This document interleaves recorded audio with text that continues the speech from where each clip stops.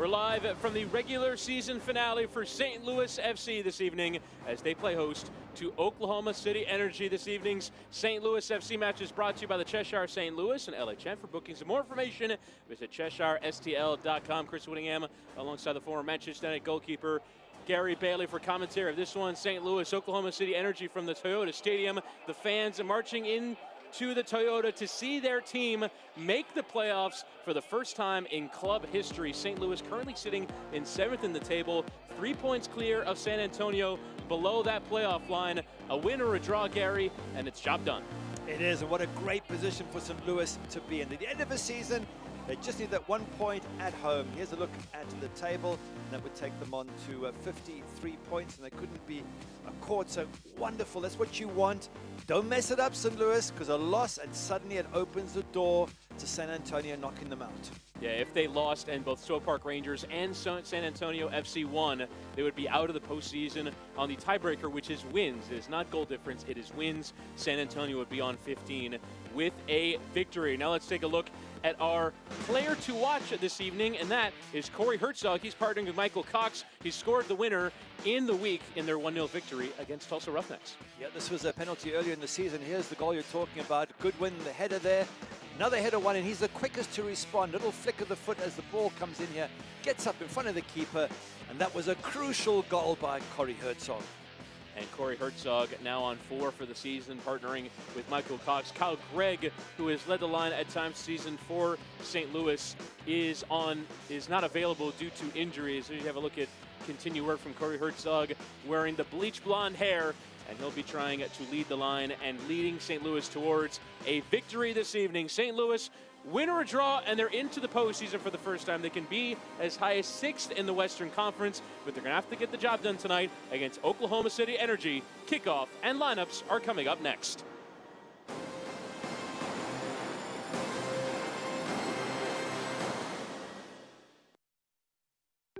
When you need quality electrical work for your home or business, look to theelectricalconnection.org. Created as a partnership between IBEW Local 1 electricians and the St. Louis chapter of the National Electrical Contractors Association, the Electrical Connection has been setting the standard for electrical excellence in St. Louis for over 100 years. You can depend on our highly skilled and trained workforce, your #1 source for quality electrical and communication contractors, electricalconnection.org.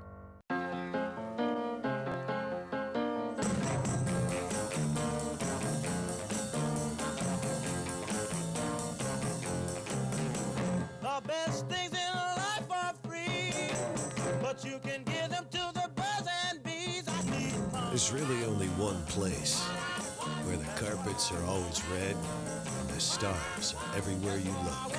There's no place like Hollywood. Hollywood Casino St. Louis.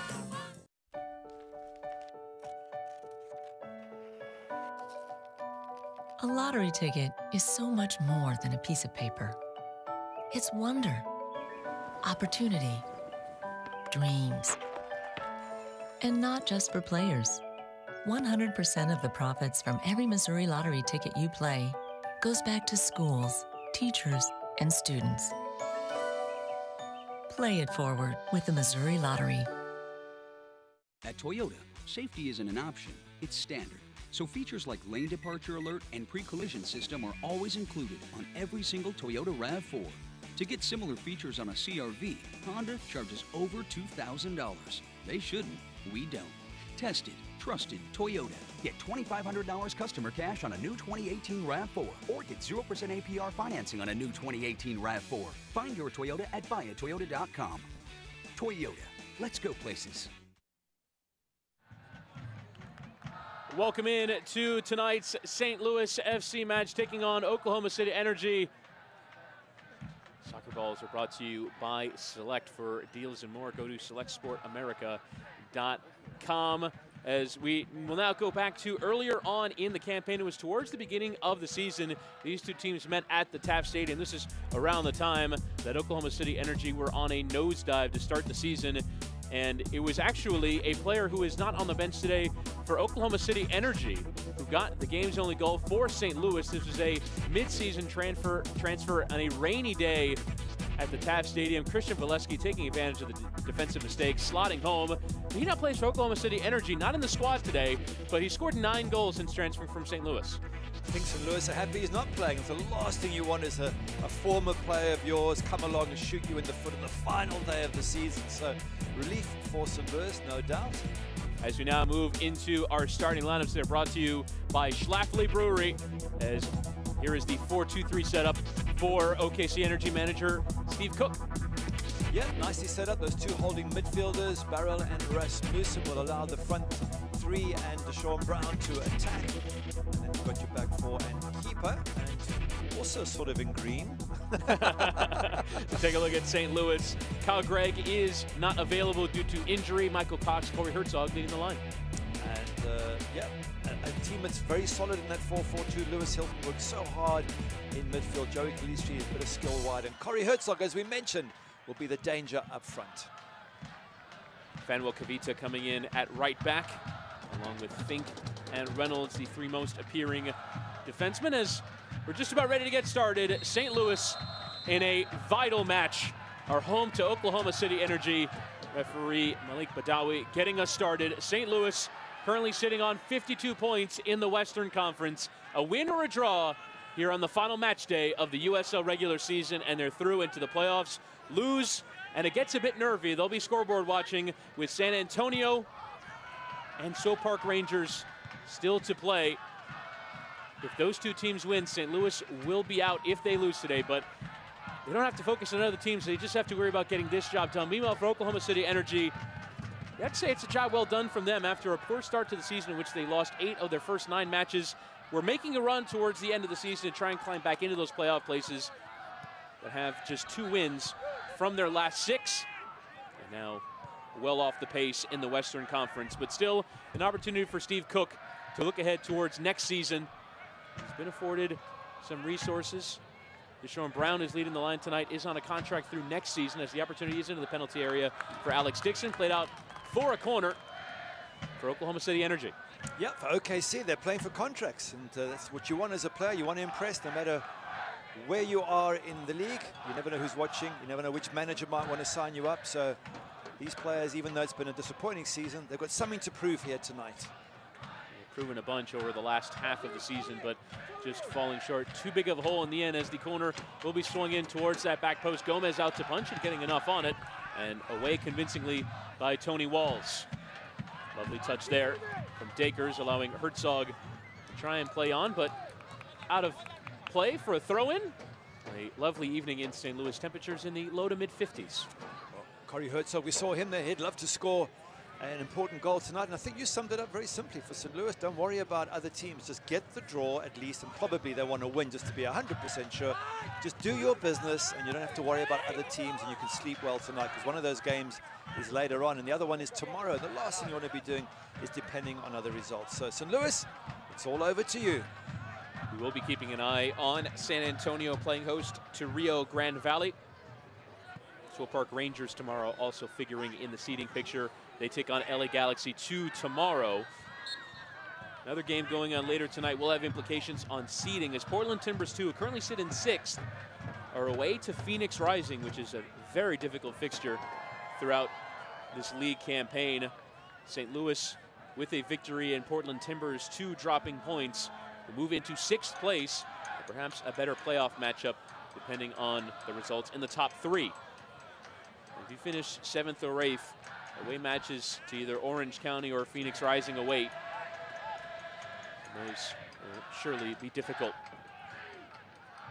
Here's Kyle Hyland for Oklahoma City Energy, playing it to Jose Baril. He's done some very good work in the center of the park. Had a particular run of form in August, where he converted on 8 assists in 1 month. Pulling the strings for OKC as it's given away there by Christian Ibiaga. He moves from his usual right back position to right center back with Richard Dixon returning. Brian Byers in goal tonight for Oklahoma City Energy, with Cody Lorendi, who's been the regular #1 for Oklahoma City, away on international duty with Puerto Rico. Another international away in the form of Atiba Harris, who's off with St. Kitts and Nevis in the CONCACAF Nations League.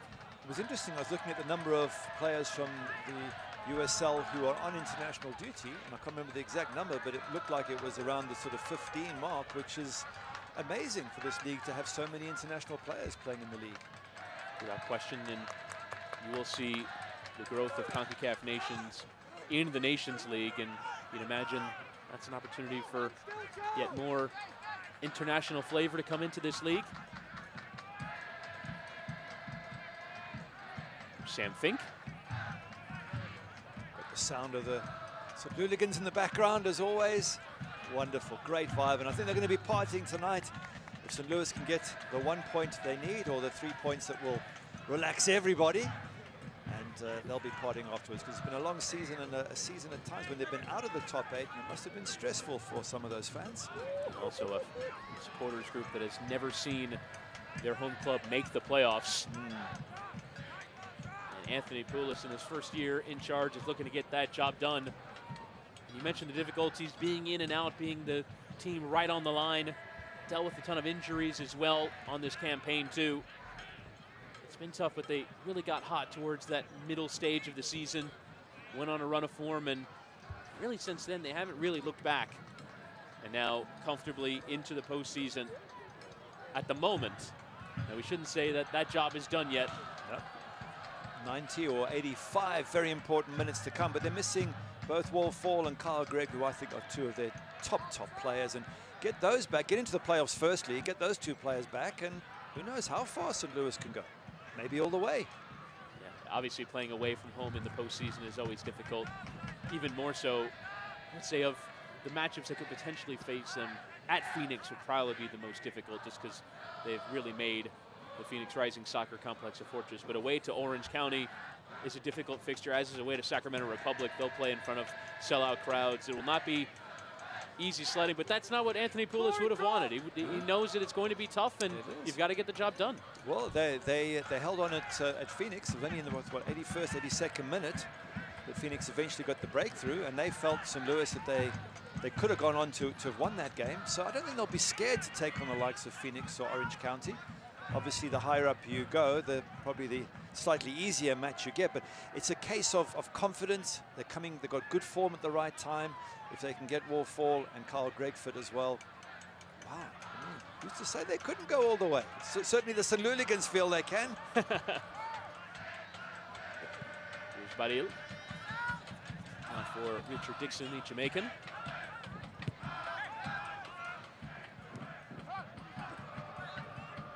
These teams keeping relatively young squads. Nobody in the starting 11 for either side at or over the age of 30.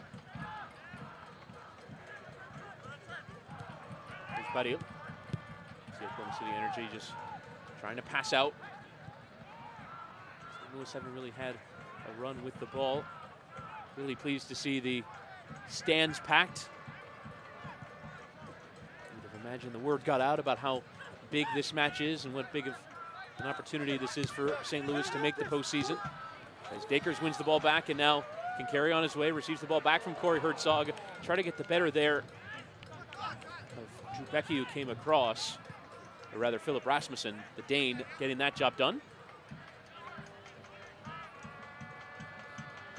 Oklahoma City Energy last time out away to Real Monarchs. Might have fancied it given the poor run of form that Real Monarchs were on, but lost by 2-1. Alex Dixon scoring the game's only goal via penalty. St. Louis, meanwhile, in the week, playing here at the Toyota Stadium, a makeup game that was called off due to weather against Tulsa Roughnecks. They too winning 1-0. Corey Herzog in the opening quarter of an hour and hanging on for 75 minutes and getting the 3 points, which has them in the position they're in tonight, which is win or even draw, and you're into the postseason. As Michael Cox doing very well to touch around the defender and carries on his way. Here's the Canadian striker into the penalty area, trying to get ahead of the goalkeeper Byers. He does. Heels it back, arriving is Dakers! What a save in recovery from Brian Byers. Wow, brilliant save. Coming across Byers there, absolutely fantastic. Thought there was a certain goal. Cox with a blistering run down the right-hand side, sets it all up. The keeper comes up trump with a magnificent save early on. does result in an Electro Savings corner. For every goal scored by a St. Louis FC off a corner kick, Electro Savings will be donating $100 to a St. Louis charity. Scored off of one in the week. Definitely bring you the replay of that save in a moment, but first we have to show you this corner, who's swung in by left back Tyler Pollock. Put away there by Ibiaga. Now Reynolds. They try to return, appeals for handball, not given. Now Badil trying to get the counterattacks started. Here's Deshaun Brown. There's an MLS veteran, including with Steve Cook in Colorado, with Colorado Rapids. Wow, I'm just trying to get over that save. What a wonderful save. It's got to come down as one of the best saves of the season, surely. Hopefully we'll get to see it again from Brian Byers, but absolutely brilliant. And nearly the start that St. Louis wanted. Thought for a moment that that was going to either hit the bar or go in, but almost coming out of frame was Brian Byers, recovering, scrambling across goal. As good a chance as any. And had Dakers converted, you might have said that Byers was at fault, given the way that he came out initially and didn't get there. Michael Cox doing really well with his pace and the stretch at the end, but it's a fair comment. The keeper probably should have blocked the cross, but he got up quickly, got across the goal and made a wonderful save. Reynolds partnering with Sam Fink as ever. Sam Fink will have started 32 of the 34 matches this year for St. Louis. Sean Reynolds on 33 starts in 34. Steady at the back. Fink actually on a run of assists, including on the goal in midweek. Yep, 2 and 3. He won the first header. I think it was Kavita got the second header, and Corey Herzog just finished it off. So, but early on against Tulsa, they were winning every single header, St. Louis, at virtually every set piece. Walls for Joey Calistri, who will pop up about everywhere. Michael Cox sliding back in. Calistri goes down in the penalty area. Fans appealing. Anthony Poulis can barely believe it. And now Calistri and Badil having a conversation. Badil accusing the player of simulation. But referee Badawi not giving the penalty. As you have a look. Was there contact? Didn't see enough contact, but it was very close. He just caught the back of his heel. If he catches the back of the heel, it's a penalty. So two very close opportunities for St. Louis. A great goalkeeper save, and the referee not quite convinced about the penalty. But early on, St. Louis creating good opportunities.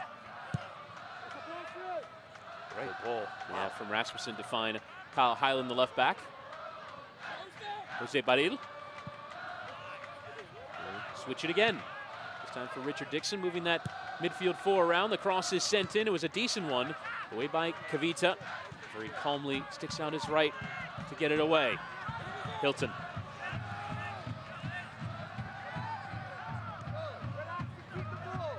Kavita coming over from Puerto Rico FC. A year ago has also become a regular. Despite mostly being a center back, this year has played a fair amount of right back with Jonathan Barden out for an extended period. Also a shift to a 3 at the back allowed Kavita to play in that back 3 for some of the campaign. So he's got a regular run in the side. You're seeing it both teams happy to let the other side have the ball in their own half. You can see OKC just sitting short of the halfway line, saying do what you want in your own half, cross ours, cross into ours, and then we'll close you down really tight. More and more common these days that teams stay very deep in their own half. Occasional high presses, but generally very deep defending. Away by Byers, picking up start number 6 of the campaign tonight. Matt Van Oekel, the preferred number 1 at the start of the season. He's on an injury. Cody Lorendi, preferred number 2. He's on international duty. Now Byers, the number 3, without a backup tonight. So if he goes down, Coach gets to play. Maybe the goalkeeper coach will come in, but what a save though that he's made, and he's the no third question, choice. No question. Wow. Wonder if he might get an opportunity elsewhere. But you did make a very valid point, is that he maybe should have stopped the shot from even coming in the first place, coming out at feet. So he himself might look at it and go, yeah, fantastic recovery save, but here we go, let's have a look at it. Cox doing really well, he comes out, but watch the keeper scamper across, and oh, that's a fantastic save, shot by Dakers. Cox doing so well here. Could he have blocked the shot here, the keeper? Keeper's very late, but it's his recovery across the goal. Watch the keeper at the corner of your right. Oh my goodness. Man, that is some save. And I was right, he came off frame. He wasn't even in the shot when Dakers is lining up his left-footed attempt, and coming flying through is Byers. Absolutely amazing work there, as now Reynolds put under pressure there by Deshaun Brown.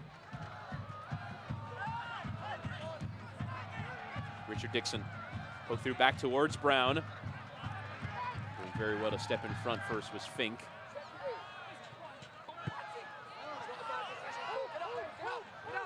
St. Louis with a couple of chances and appeals for a penalty as well, but it's mainly been Oklahoma City Energy who've been on the front foot. They have, but here's my question, and I'm assuming because OKC aren't in the playoffs that they haven't done enough. And as pretty as they've looked, they haven't had a chance on goal. No, they've not. And yet St. Louis have forced one incredible save from Byers and had a really good penalty appeal. So that can be the difference. Playing pretty football is one thing. Getting goals and winning games is what it's all really about.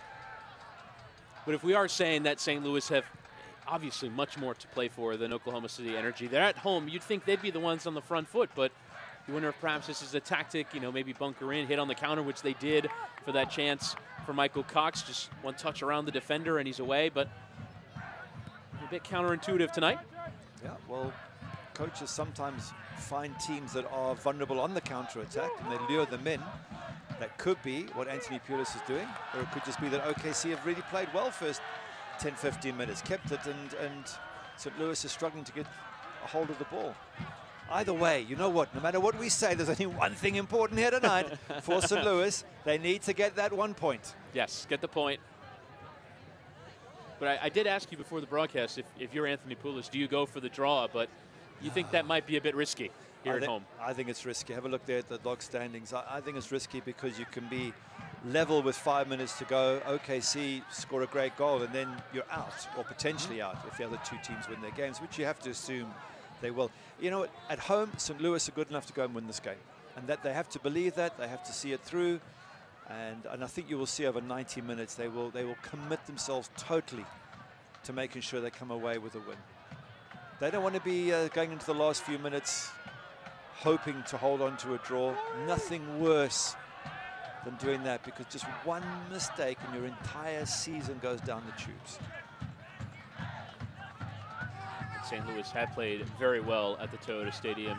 Home form at the beginning of the season a bit uneven, but now on 10 wins, 4 draws, and losing just twice here at the Toyota this year. At the beginning, it was a struggle for goals. That's since been rectified. So a decent ball there from Fink to find Hilton, but sliding challenge in from Richard Dixon.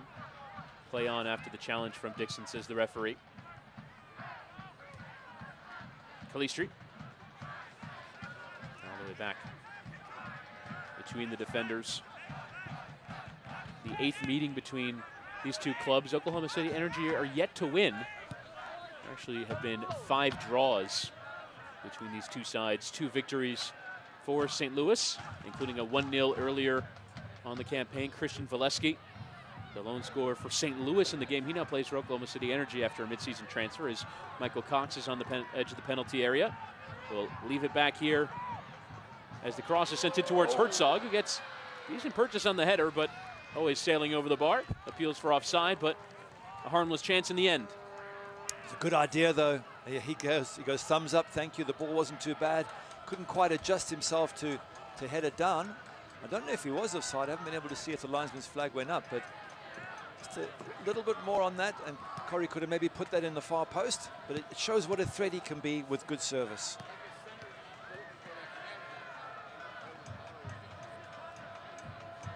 Now, I'm just wondering, if you're a neutral, do you want OKC to score and wait and see if St. Louis can fight back? Because you'd have a hell of a game on your hands. Not that you haven't anyway, But that would really juice things up.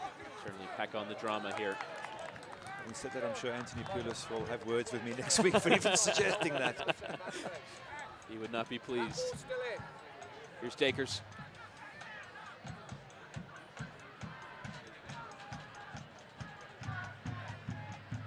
this near side, Richard Dixon with the challenge in.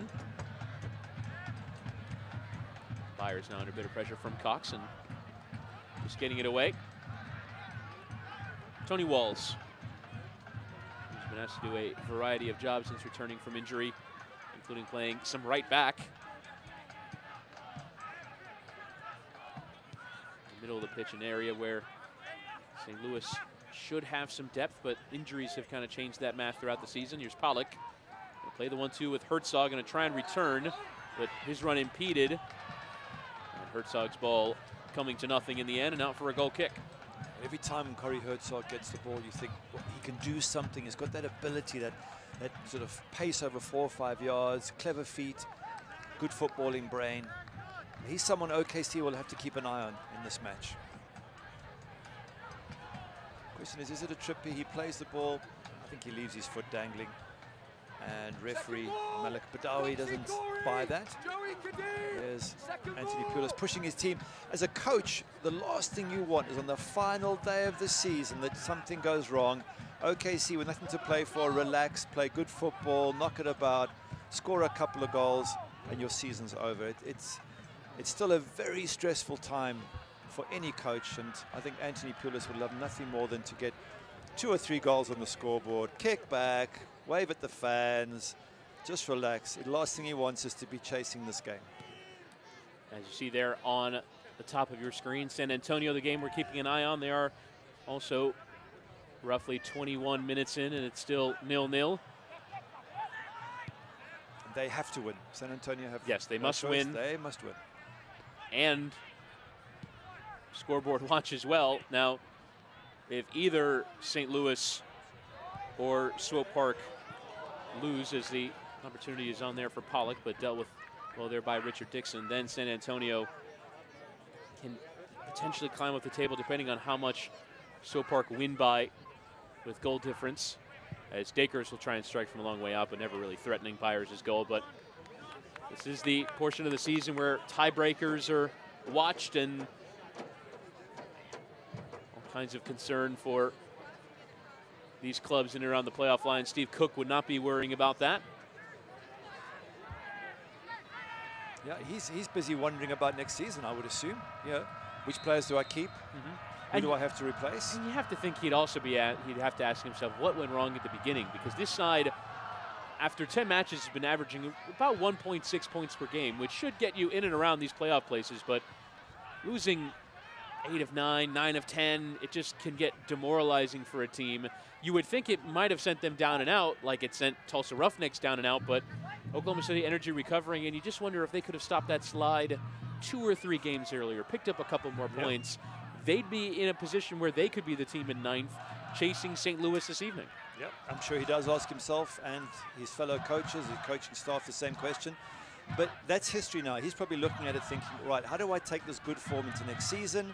Where do I improve? What were we missing out on? And again, from what I've seen so far, no shots on target, not making the goalkeeper work. So pretty football, yes, but it's got to have an end result to it.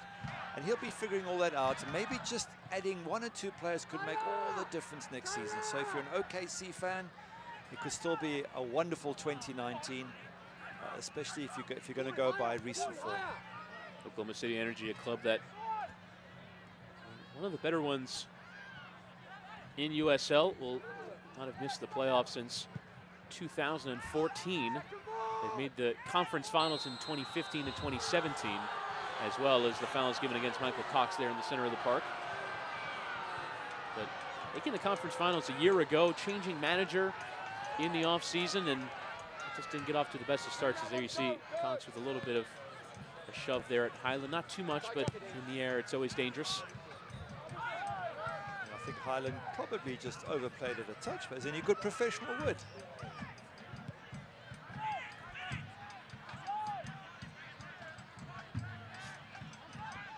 Becky. And Baril.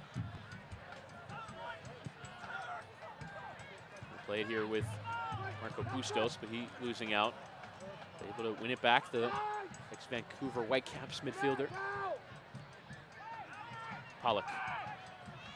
Now St. Louis are the ones trying to play out. Very well done there by Dakers to find Walls, and now they're away there through Herzog. Outside of the boot towards Cox, but Zubecki doing very well to step. Such a pity for it to break down. Beautiful football played from out the back there, a little bit Barcelona-like. They're going to play out no matter what, as Dakers is carrying on his way, trying to work around multiple defenders, and does. Lewis Hilton. Calistri flicking it back for Lewis Hilton, who strikes and straight into the defender, Ibiaga. And it'll be out for a throw-in. They're very sharp around the box, and Lewis always looking for the ball that's going to get somebody through, the shot on target. They have the right mentality when they get close to goal. You want to try and make the opposing goalkeeper work. As the cross will be delivered towards Michael Cox, the opportunity arriving as well for Calistri. I thought Michael Cox was in there for a moment. Thought this was the big moment for St. Louis. It didn't happen, but a good ball in. Reynolds. Pollock trying to leave it there for Herzog, but a bit of miscommunication. Pollock along with Kyle Culbertson splitting those left back duties. Aiden Stanley has played in that position as well, but the teenager product of the academy going off to play in college with Duke. And so Pollock brought in from Miami FC2, also USL experience with FC Cincinnati.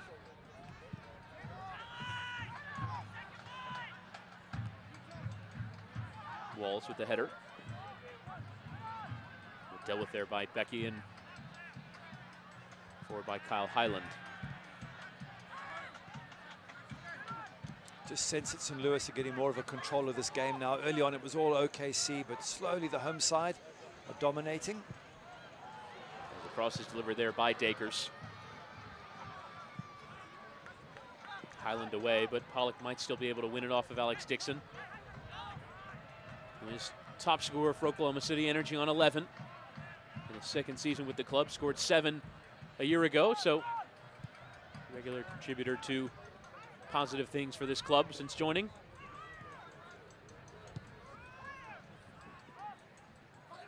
As we have a look there at the scores coming in, San Antonio now packing a bit of pressure on St. Louis.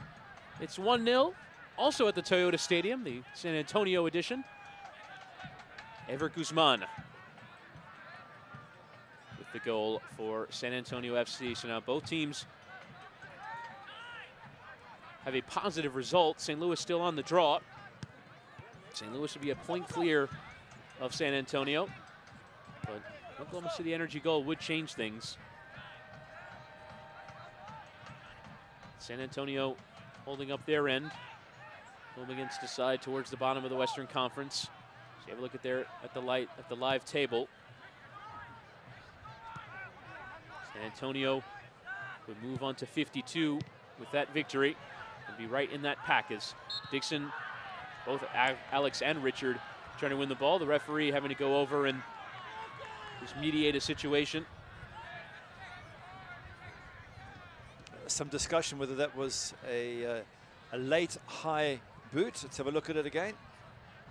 Ball gets knocked off there. Nah, I don't think there was much there. Not at all. Alex Dixon didn't even make contact. Maybe Hilton just trying to get the sympathies of the referee. Look, it's an important match. At the end of the day, absolutely. You do what you have to. Anything in the margins. Absolutely, to try and win the referee to your side. Because at 0-0, this is still, although it's enough to get St. Louis through, it's going to be a very nervy last few minutes if this score remains. I think Anthony Pulis will age 10 years, and so will half of the St. Louligans crowd. Not quite the boisterous atmosphere as we're used to. Perhaps just that bit of nerve settling in. And that can actually hamper you sometimes. I mean, you feel restricted. You don't want to take a risk. You don't want to be the guy who gives away the goal that sees you not make the playoffs.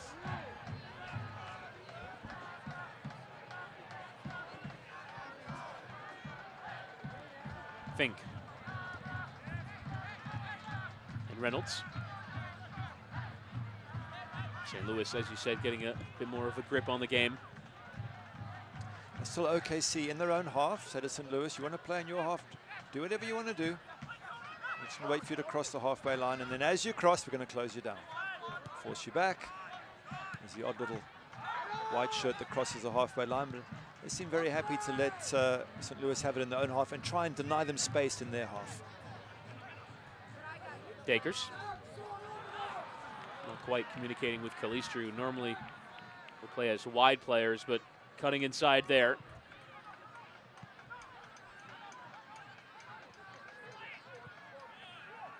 City Energy playing very well under pressure this evening, passing out calmly, not creating too much in the way of chances. I should say for St. Louis as well, on top of obviously wanting to make the postseason with a result tonight, I also think for the players, talk about Oklahoma City Energy wanting to earn contracts and making a positive impact towards next year. If you're St. Louis players as well, having an opportunity to start, should they make the playoffs, would be a concern as well. A positive performance tonight, and you might get in that starting 11 away to Orange County or Phoenix Rising or Sacramento Republic in that first round of the postseason as well. Oh, absolutely. I mean, everyone's playing for places. This is a different mentality. It's a positive fight if you're St. Louis, because you're playing for glory, and for OKC, you're just trying to play for money to pay the bills. You want to make sure that you've got an employment next season. So.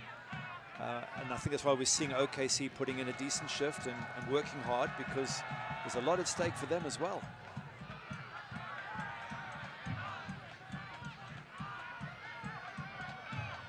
Lovely turn there from Badil. Richard Dixon. The opportunity on here for Oklahoma City Energy here through Marco Bustos. Ping it towards that penalty area. Arriving on the back post there was John Brown, but dealt with there by Joey Calistri. Tonight's game is brought to you in part by Worldwide Technology. Experience Silicon Valley in St. Louis. Throwing for OKC. You've seen they will occasionally try the long throw, which has at times gotten the better of both of these sides. Commentating on a fair few of their matches, and long throws have posed threats. That's a very comfortable OKC sort of play at the moment, knocking it about to each other. But you've got to bear one thing in mind. Yes, they're playing for their contracts, but they're not playing for a playoff place. And it's a lot easier to knock the ball around and look smart and look good. And for St. Louis, you're adding another level to this, which is we have to win, we have to be professional. And so you can't sort of have the same judgment on both teams. They're coming at it from different angles. And their only job for St. Louis tonight is to get a result. If they have to scrap to do it, if they have to play any type of football that I normally play, they don't care. Whereas for OKC, they can play more expansive, lovely balls like that, stunning passes. They can do that all game long because the result isn't as crucial. As cross is played in there and dealt with by Gomez.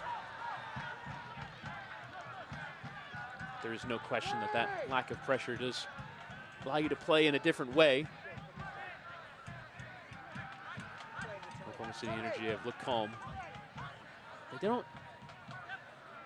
don't seem also like they're really putting too much pressure in the attacking third on this St. Louis side. Not at all. What they want to do is close down space in their own half. So all the white shirts drop back. More and more we're seeing teams do this, Europe, everywhere. Once you can't win the ball in their half with a quick high press, you drop everybody behind the ball. In fact, often into the final third, and just deny space to the opposition. It's become the sort of latest tactic that everyone employs. And Oklahoma City's manager, Steve Cook, very well read. Has that knowledge base.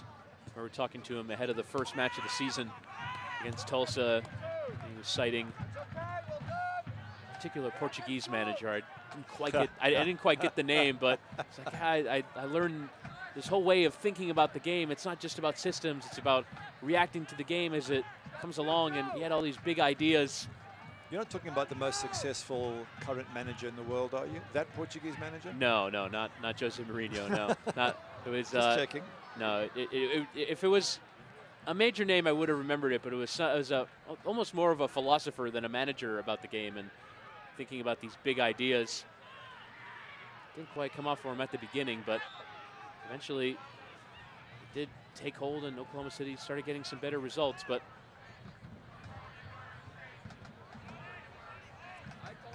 Rounds will play it back to the keeper, Gomez. Very calm, and that goalkeeping position we talked about, battle for places, has been a subject of one for St. Louis. Jake Fenlison at times preferred to Gomez despite being a Golden Glove winner in USL.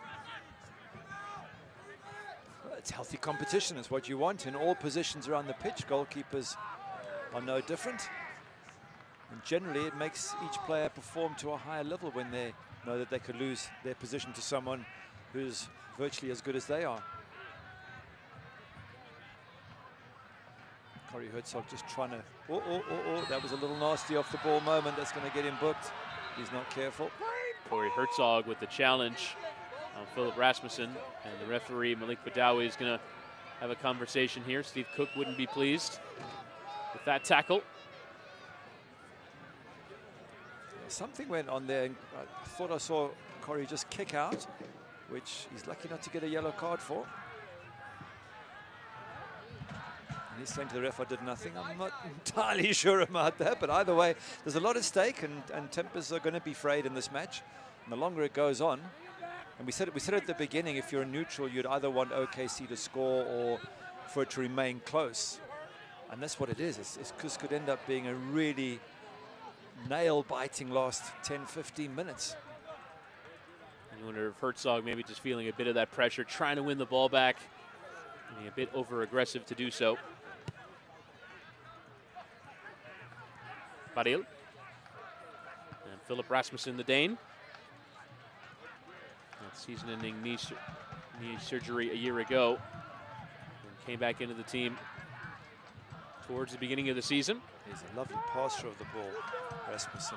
Very, very good touch player. You can just see it in the way he knocks it about. Now Richard Dixon with an opportunity coming in off that right-hand side, leaving it with Bustos. Bustos cutting onto his left, trying to find a window to shoot, but Daker's closing down. Now Hylam will strike. It's actually dealt with there by Fink. Not sure if that was more cross than shot. Either way, dealt with by that back four. And now Walls, allowing Calistri to try and play, but it's Kavita who recover the second ball. Now Cox. And Calistri losing out. Oklahoma City Energy with the majority of the possession at the moment. Sort of, I'm even beginning to pick up the tension from St. Louis here. They almost feel like they don't want to take risks. They don't want to do anything that's going to damage the situation and let OKC in. But to be fair, OKC haven't even had a shot on goal yet, so they haven't threatened really. But this isn't the sort of St. Louis that we saw Wednesday that early on looked a lot more fluid. But you can't blame them. So much at stake in this match.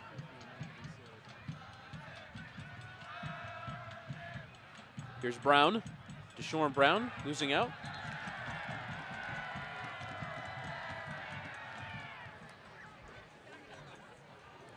Be sure to visit one of your local St. Louis area Toyota dealers today.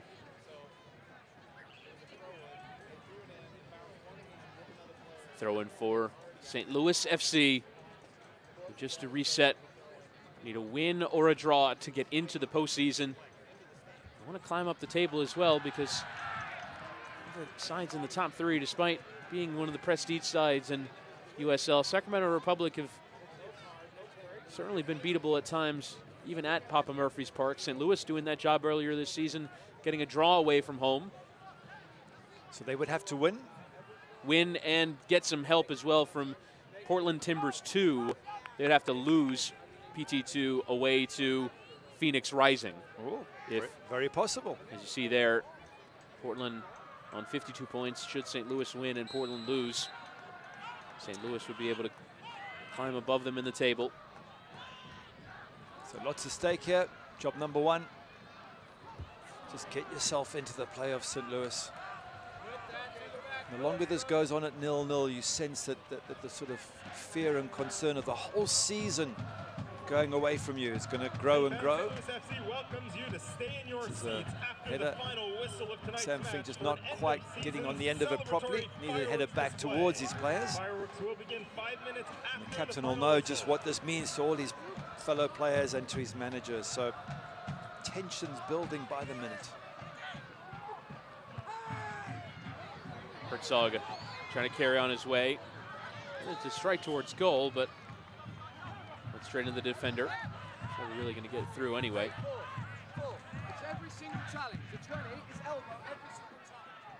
Long ball is played over the top towards Dakers. Dakers and Richard Dixon over by the corner flag. Here, Anthony Poulos, there are pit-side microphones that occasionally pick up those conversations. He was just arguing that one of the defenders for Oklahoma City Energy, every time there's an aerial duel, will go out with his elbow. He's trying to put something in the mind of the fourth official, possibly.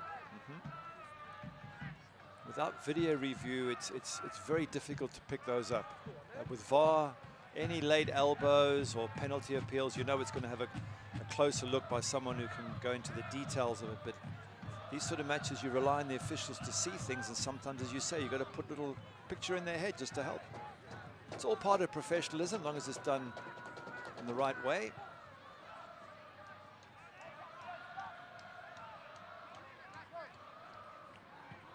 Becky.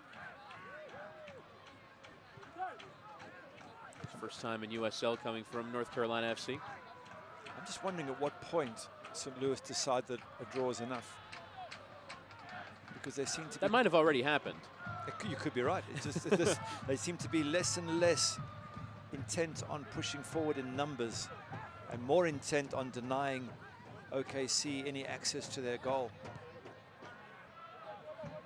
I hope for the neutrals it's the case, because it'll, as I said, it'll make it a very exciting last 10 minutes.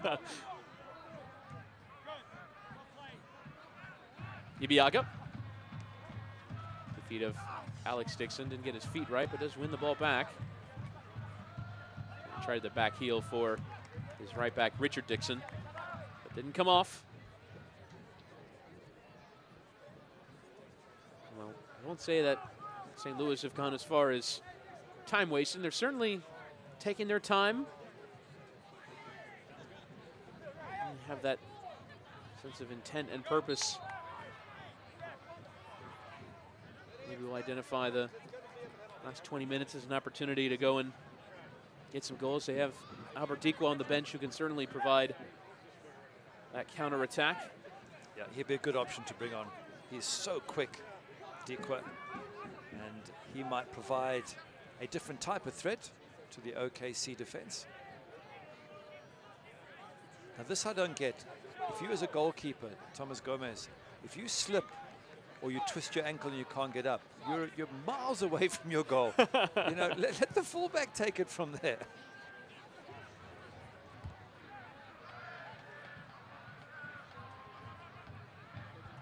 Does at least find Michael Cox, so that won't be a problem. Calistri hit the cross in towards Herzog. The assistant's flag had gone up first for offside. But an opportunity to profit there for Dakers, but it'll be a free kick. Well, that man with the ball there, Brian Byers, with an unbelievable save early on in the game. Possibly could have done better in coming out to smother the shot, but got up, got back in his goals, and just got a hand to a ball I didn't think he was going to get close to. And there was that penalty appeal that looked very, very close indeed. So after that initial excitement, there's been a lot of very tight, close play, but nothing really enthralling in the sort of goal area. Michael Cox struggling to hold the play up, but it's always going to be a difficult ball to bring down.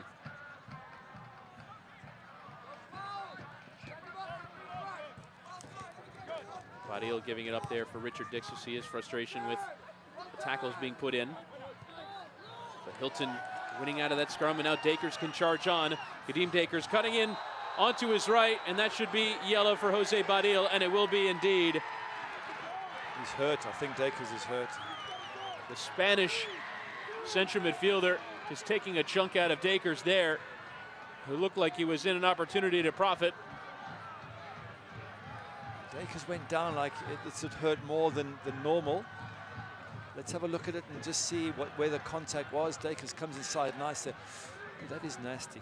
That is definitely a yellow card, and referee, no doubt about it. But I just hope that Dakers isn't hurt in the process, and it's more of a bruising than it is of anything structural.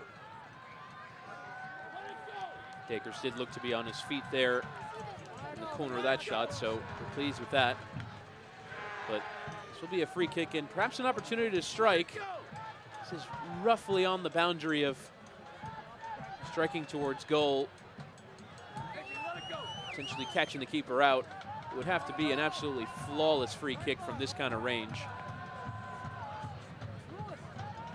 Sometimes not necessarily having to beat the keeper, it's forcing the keeper to make a save, push the ball out, and then you send 2 or 3 strikers in to pick up any pieces. So let's have a look here and see if, assuming it's Lewis Hilton who's going to take it, whether Brian Byers is going to be able to catch the ball or not. And it's Hilton who somehow found a way to wedge it through the wall. Might have taken a nick on the way through, but didn't arrive at Byers with so much power and was going wide anyway. As the referee has whistled the end of this first half, we will not have stoppage time.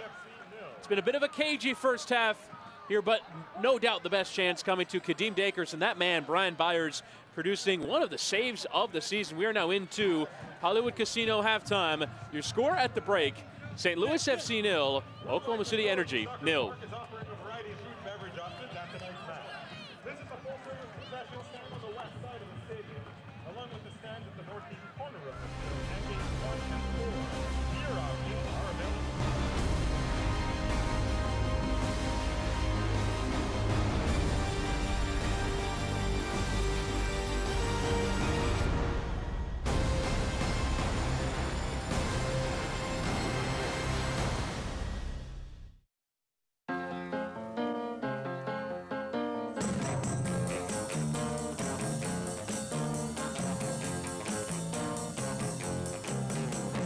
Best things in life are free, but you can give them to the birds and bees.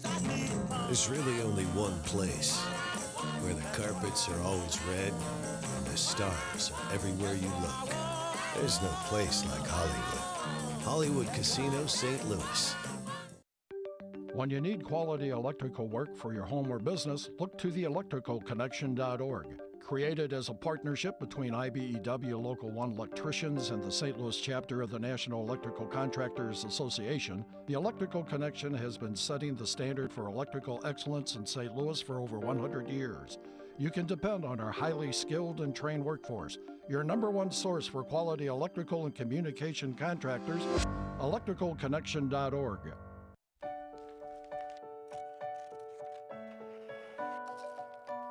A lottery ticket is so much more than a piece of paper. It's wonder, opportunity, dreams.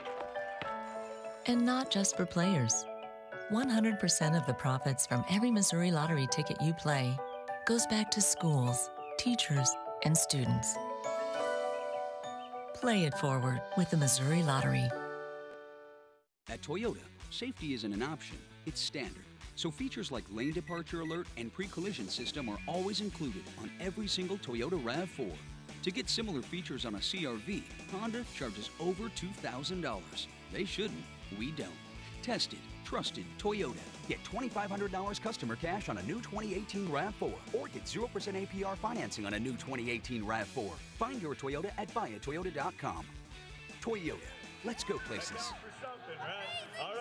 St. Louis FC 0, Oklahoma City Energy 0 at the break. It's been a fairly cagey first half here at the Toyota Stadium. Currently, there's a serious shortage of quality referees in our sport. A concerted effort to recruit more officials is well underway, and tonight we meet one of our young ECNL players who is helping to fill the void. Samantha Carey is the focus of tonight's Hollywood Casino halftime report. Take a look. Captain! Samantha Carey, and everyone else here just calls me Sam. I really just love being around the game of soccer. It's just something that's always been a passion of mine. This game's about you, not about us. We're just here to facilitate. It was easy for me because I've been around soccer my whole life. I already knew the general rules. I knew what a handball was, what offsides was, and so that kind of stuff. Side. To the side. And so it was basically a week-long class that I took before my freshman year. You guys are home, you guys are away. That means you guys get to call it in the air.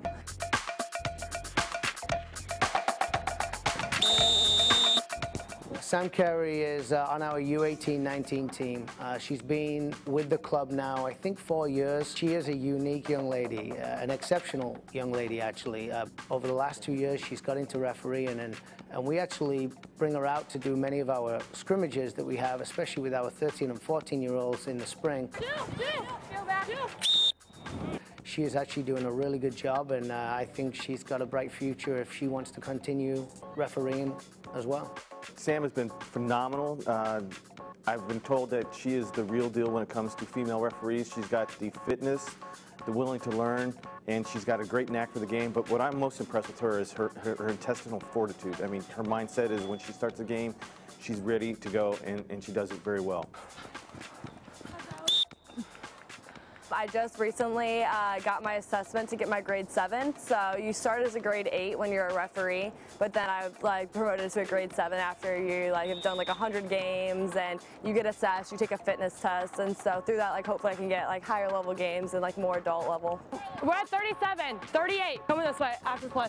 Though I'm playing soccer in college, I really hope to continue reffing and being around with that, and honestly just see where it takes me. It's something that I really didn't think I'd fall in love with doing. I thought it, when I joined my freshman year, I thought it just going to be something to honestly get me money, but it's something that's truly grown into a part of me, and so I really, my assessor and kind of people think I can be a grade 6 by 2020, which is basically a state level referee, and then maybe even see me in the nationals level one day.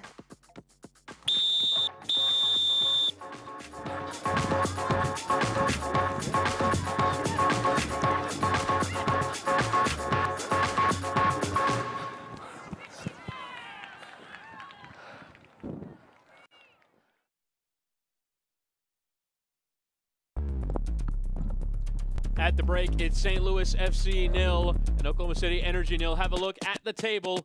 St. Louis FC coming into the day. This is coming into the day on 52 points. Swope Park Rangers behind them. San Antonio FC below the playoff line, but they lead 1-0 at the break through Ever Guzman. St. Louis will also be keeping an eye, should they win tonight, on the result from Portland Timbers 2. If they lose and St. Louis FC were to even pick up a point, St. Louis could potentially enter the playoffs as the 6th seed. Those are the situations right now in the Western Conference. But Gary, obviously these are very nervy moments for all clubs involved, including Swope Park Rangers, who will know what to do coming up tomorrow. They currently sit 8th in the Western Conference, and they play a day later than everyone else. If they win, they'll be in the postseason. They'll be taking on LA Galaxy 2. Here's their performance away from home. They're at Children's Mercy Park tomorrow. Yeah, huge advantage to play after everybody else, but as you said, they know what they have to do anyway, and that's to get the win. It gets more difficult for St. Louis. If they don't win today, they'll be watching this match hoping that they struggle. A 1-1 draw. There you see Frank Lopez converting on the lovely pullback there. LA Galaxy 2 played some of the most enthralling games in the league this season despite not making the postseason. And it finished 1-1 there between Swope and LA Galaxy 2. St. Louis will be keeping an eye on it, but first, secure the result. A draw or a win will do to get in the postseason. They have 45 minutes left to do it. We'll come back with first half highlights and second half kickoff in the Hollywood Casino halftime show next.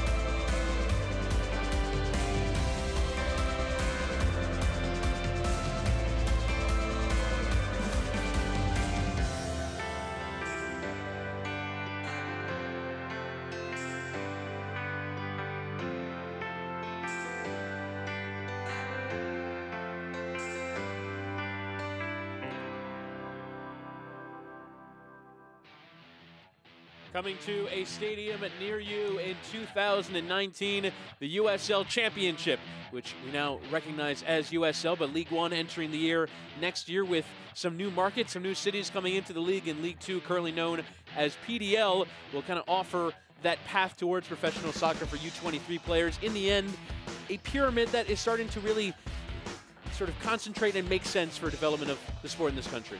Yeah, so much easier to understand. Love it, love the concept of it, and it shows you the build-up, as you say, from League Two to League One to Championship and ultimately to MLS. But love the thinking, very similar to England, which has Championship, League One, League Two. It all makes sense. It's a proven idea, and well done to the guys who put that together. Let's take a look at the news and notes from around the league. Cameron Lancaster topping the goal-scoring charts, heading into the evening on 24, but Emmanuel Ledesma has also set the new assist record at 15 for FC Cincinnati, a pair of players that have really stood out in the league this year. Wow, not joking. 24 goals in a season, absolutely fantastic, and plenty of assists as well. Do the goalkeepers get a mention in this ever? Of course you bring this up, the former Man United goalkeeper, as you also have a look there. Fantastic races in both conferences to get into the postseason. You look at the East as well, and in the live table right now, you have 6 and 9 separated by just 2 points here on this final day of the season, with Indy 11 hoping to get in towards the back end of the tables. Have a look. Still 3 more games left here in the USL regular season before we get into the postseason next weekend. Bethlehem Steel, one of those teams right on the playoff line. They're home with Tampa Bay Rowdies tomorrow. Swope Park taking on LA Galaxy 2. St. Louis fans might have to keep an eye on that tomorrow depending on the result of this one. They're home with LA Galaxy 2. And New York Red Bulls 2 close out this season playing host to Pittsburgh Riverhounds, who currently sit 3rd in the Eastern Conference. Here is, if the playoffs started today, St. Louis fans would not mind seeing that number 7 there away to Phoenix Rising, should the table hold. But still plenty of time for that to change, including at the top of the table. Results to play out, but for St. Louis fans, the priority is these next 45 minutes coming up against Oklahoma City Energy.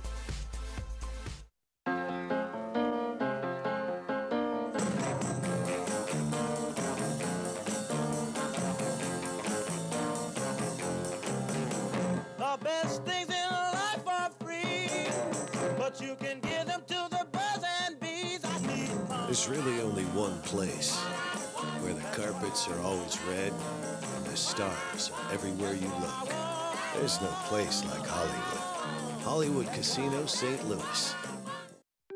When you need quality electrical work for your home or business, look to the electricalconnection.org. Created as a partnership between IBEW Local 1 electricians and the St. Louis chapter of the National Electrical Contractors Association, the Electrical Connection has been setting the standard for electrical excellence in St. Louis for over 100 years.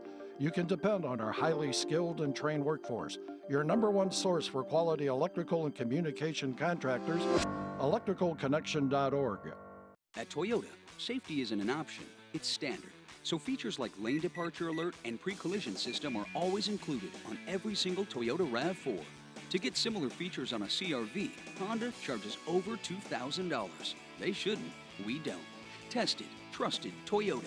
Get $2,500 customer cash on a new 2018 RAV4 or get 0% APR financing on a new 2018 RAV4. Find your Toyota at buyatoyota.com.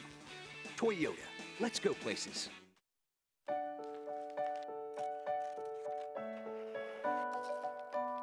A lottery ticket is so much more than a piece of paper. It's wonder, opportunity, dreams. And not just for players. 100% of the profits from every Missouri lottery ticket you play goes back to schools, teachers, and students. Play it forward with the Missouri Lottery.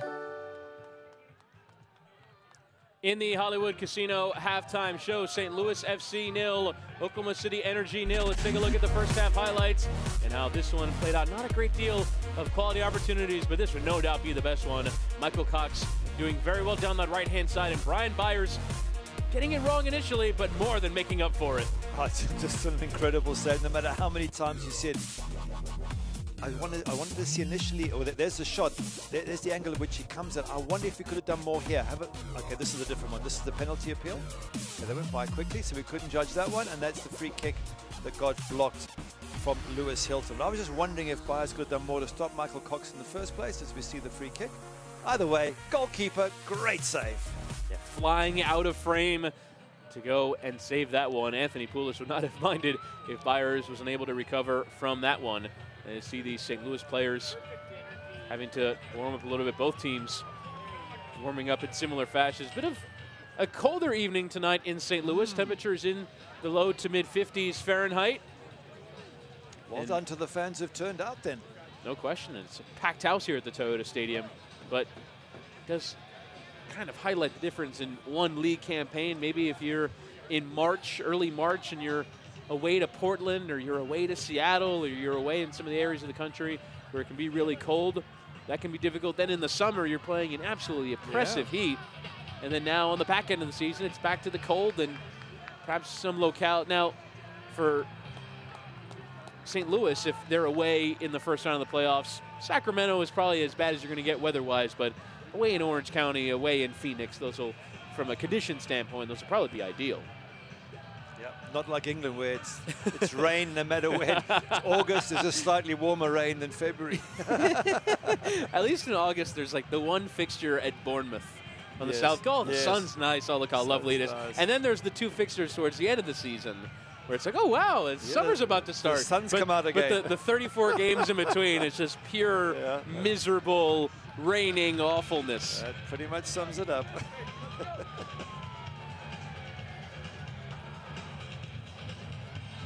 Big 45 minutes here for St. Louis.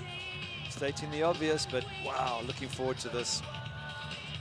San Antonio still up 1-0 over Rio Grande Valley. Some result that might affect their seeding taking place in Reno right now. Reno 1-0 up on Orange County SC, which opens up the window for Phoenix to climb up in the table. A win and some goal difference made up could see them with the 1 seed. As we are underway here in the second half, a monumental 45 minutes for St. Louis FC.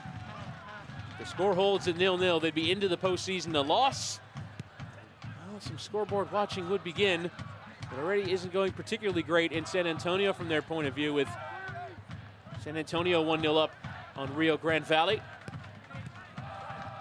For Oklahoma City Energy, the final 45 minutes of their season. It's a poor giveaway there from Barrio. Opportunity here for Herzog, who will strike towards goal. Took a deflection the way through, but harmless in the end. You see there, perhaps just the bit of conservative approach to this one. No real runners on for Corey Herzog to perhaps profit off of that opportunity. I think it was just one there with Michael Cox, but he could have done a little bit more, perhaps, Corey Herzog. It's a great chance outside the box. Could he have had a run at the defenders, get inside the box, look for the penalty, look for the shot? He just seemed to get a little bit static. But you might be right, there might not be much support coming his way yet. And again, most managers, and I assume Anthony Poulos be one of those who would tend to rather hold on to the draw than take any risks in trying to get the win. Perhaps Pep Guardiola might be different. He might just say, "What, I want to win this 5-0. But it's tough being a manager, and if you push forward too much and you get caught in the counter by a very relaxed and good footballing OKC side, then you'll get criticized. Well done by Dakers to take it down. Appeals for a penalty. Waved away. Kadeem Dakers. And there's Anthony Poulos saying that happened in the first half, and again denied. It was brilliantly done there. It was just a simple long ball into the penalty area. And it was either Michael Cox taken down. Oh, I don't know if it's enough. I don't think he's taken down. I didn't see a pull. Or let's have a look at it from this angle. Nah, both had arms out. For me, that's not a penalty. But still an opportunity for a decision. Anthony Poulos will keep that one in the chamber, even if he's probably told, yeah, probably not a penalty, but give the referee some stick anyway. I've been told the announced crowd of a little over 6,000 tonight at the Toyota Stadium as another contentious aerial duel there. Yeah. Yeah, talking about the elbow again, which was a point that Anthony Poulos mentioned in the first half. Rasmussen's got the yellow card, and somehow it seems St. Louis have come out firing here after the half-time break. They're putting OKC under pressure.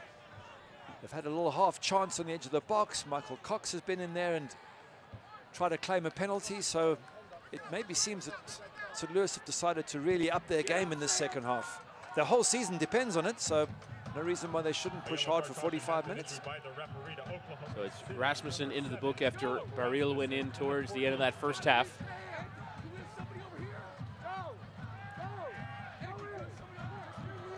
And a free kick here. Lewis Hilton can send it in towards that penalty area. See Reynolds staying back. He normally might join the attack.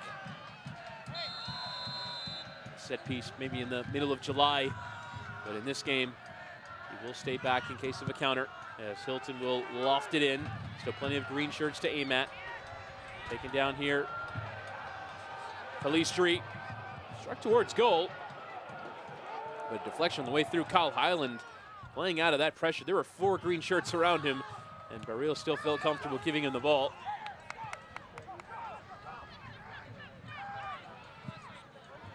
Tomas Gomez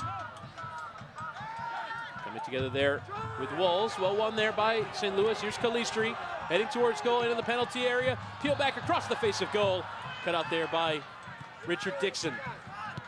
Lots more green shirts forward in this second half. Maybe they have had a change of heart. St. Louis decided they're going to go and grab this match and win it and not wait for the draw. They certainly look a lot more positive in this first few minutes here. Said the chances is that they get a goal late, can't find the response, and all of a sudden your playoff hopes are in the hands of LA Galaxy 2, beating Stowe Park Rangers. Yes. Kavita trying to leave it there for Herzog. You're exactly right. You don't want to be going into that final 5 minutes hoping. You want to have this thing wrapped up. There's confirmation of their score. San Antonio still leading. And that might have also changed their thoughts in Lewis, that they just can't hang around hoping for other results. Herzog will get it in. Walls with the flick towards that back post. In there, trying to get in there was Fink, as was Cox. Play on, says the referee. Richard Dixon starts the counterattack. Here's Alex Dixon and Marco Bustos. Flick there for Rasmussen. Dixon can play the low cross in, and took a deflection off of Tyler Pollock on the way through, and out for a corner for Oklahoma City Energy. And that's just the danger of maybe going forward as you leave yourself vulnerable on the counter. Lots of space for OKC to play into, and they countered very, very quickly there with lots of pacey, wide players. It is the risk you take. But suddenly it's all come to life, hasn't it? And the fans are sitting on the edge of their seats. It's suddenly a lot more exciting than it was first half. It's Bustos to send in the corner. In there was John Brown, got through. Dealt with by Fink. Away by Walls, but only as far as Baril.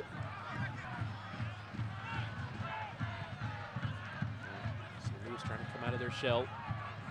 Some space here on this right-hand side again for Bustos, whose touch was loose. Put out a play by Calistri.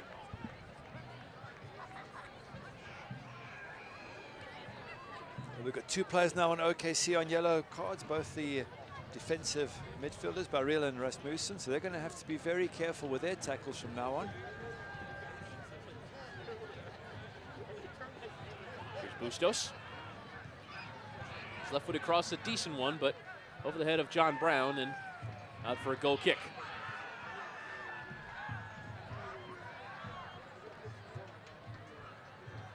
Tomas Gomez, who is a local boy, native of St. Louis. Last couple of years in USL with Rochester. Doesn't seem to be in a hurry to take this goal kick. We've sort of got a twin strategy here, waste time and then push to get the goal, because he didn't seem that keen on moving the game forward much. You do see St. Louis as a team 10 or 15 yards a bit further forward than they were in the first half. Dakers and Michael Cox. Cut out the angle to shoot, strikes towards goal, and again, Byers covering on his near post. Wasn't quite as last ditch as the save in the first half, but so well done by the OKC goalkeeper. Yeah, good save. Got to do what you got to do, but Michael Cox, a lot more positive. Good skills, good pace. Gets a shot in. Maybe he could have gone to the other side of the goal, but either way, he makes the keeper work. Now an Electro Savings corner for St. Louis. It'll be Lewis Hilton as ever to take, or rather Pollock over there in that near corner. Got lost in the crowd there. It's the first man in defense there. It's a pity because they scored their goal midweek against Tulsa with a corner that was won by, I think, Sam Fink initially and then Kavita. So if you've had success during the week, why not get that ball in again and see what happens? As Herzog will try and get the throw in, and a little space in between the advertising hoarding, allowing him to get the good throw. Launch into the area. Another header coming in from Fink. Away by Ibiaga, but still in the penalty area for Calistri. That was a great throw. That was more like a corner. It was better than the corner, wasn't it? As the cross is clipped in, well off the mark. It's such a good weapon to have in your arsenal there, what Corey Herzog can do, because a throw-in becomes literally a very good corner. And there was all sorts of a scramble in that OKC defense. Sometimes the advertising doesn't allow you the ramp to really get some power in it, but that little space affording Herzog the run-up, saw what it did. St. Louis just packing on a bit more pressure, forcing the long ball, but Reynolds and Fink will be there to deal with it. And Reynolds giving Oklahoma City the throw-in.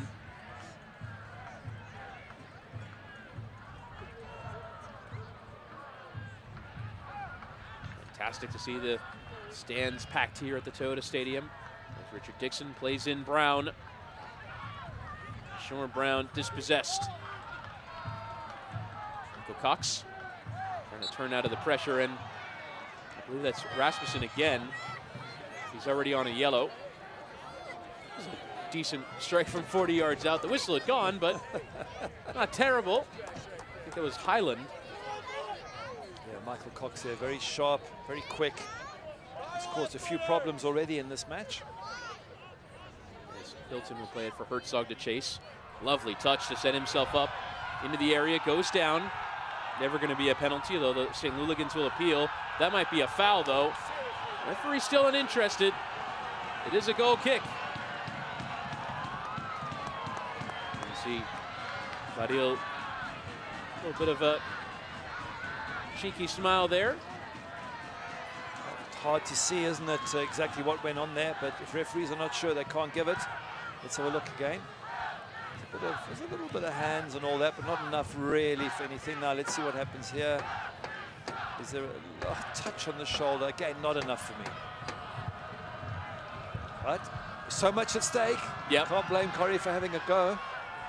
Or the fans for appealing. Or Anthony Pulis for complaining. As there you see confirmation of a goal that would help St. Louis. Carlos Small on 51 minutes equalizing for Rio Grande Valley, and now San Antonio perhaps needing results elsewhere to go their way. They're still in 8th in the live table with Show Park Rangers yet to play on goal difference.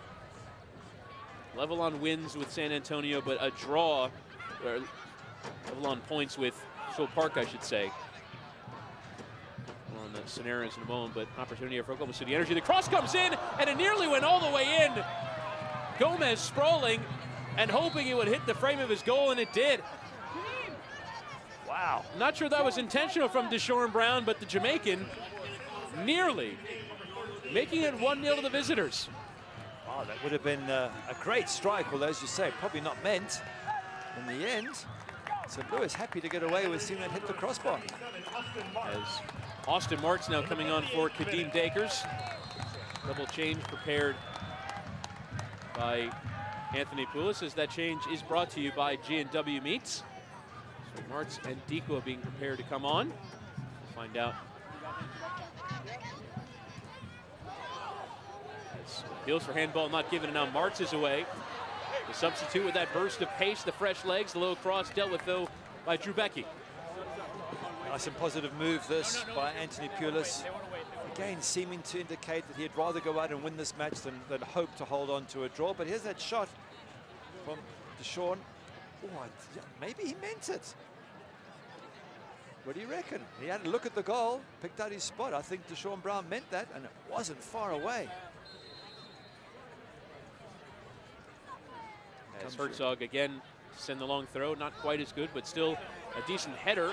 Hilton really there to take advantage of the wayward header from Oklahoma City Energy, but one back here by Martz, who carries on his way. Has the option of Walls, who got caught flat-footed. Wasn't there to receive that pass. Now Herzog with some options. Will swing in the cross. Diving header by Becky, coming all the way through. No one there on that backside. Sure, if Pollock had gone forward or stayed back, he was staying back. There's now Rasmussen plays the first time ball to Marco Bustos. The cross is delivered, but Fanuel Kavita coming across. Still fall for Rasmussen. Kavita trying to send it away anywhere. Bustos trying to keep it in play. Put himself in. That nervy movement ends in a goal kick. OKC with a very, very quick counter-attack. There's Dikwa coming in with his pace. Corey Herzog coming off, so in fairness to Anthony Pulis, he's trying everything he can. Looks like a dejected Herzog there. Probably wanted to score like he did midweek. Certainly Dikwa will come on with that extra pace, but you saw there an example again of St. Louis pushing forward and how well OKC countered with pace.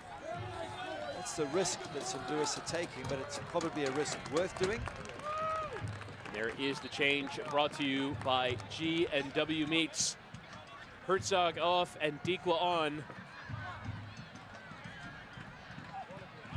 As Becky flails at that in the air, unable to get anything on it. Michael Cox to play in Austin Martz. That's towards that byline. The cross is in. Will come on the back post. The strike is in from Calistri. He gets it wrong. An opportunity to strike first time is always going to be difficult. But just didn't get clean purchase on it. Nerves are jangling. You don't know if St. Louis are going to score at one end, concede at the other. OKC just hitting the crossbar a few minutes ago. It's got everything in this match except goals. Got a funny feeling one of those might come at some stage. Here is Calistri, and there you see just getting under it there. We'll power it back towards goal. A couple of good moments, though, for Martz down that right-hand side, as will be a free kick.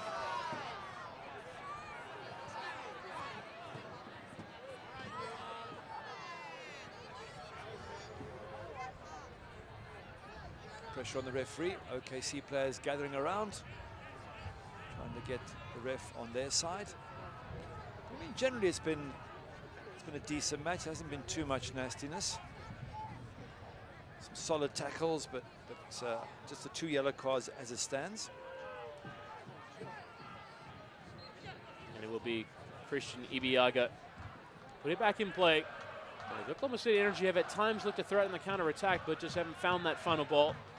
St. Louis, though, pretty clearly want to put this to bed. The draw does get the job done. I wonder if at any point Anthony Pulis might close up shop, but that has not come yet here in the second half. Here's Rasmussen. John Brown to deliver the cross. Dealt with by Kavita.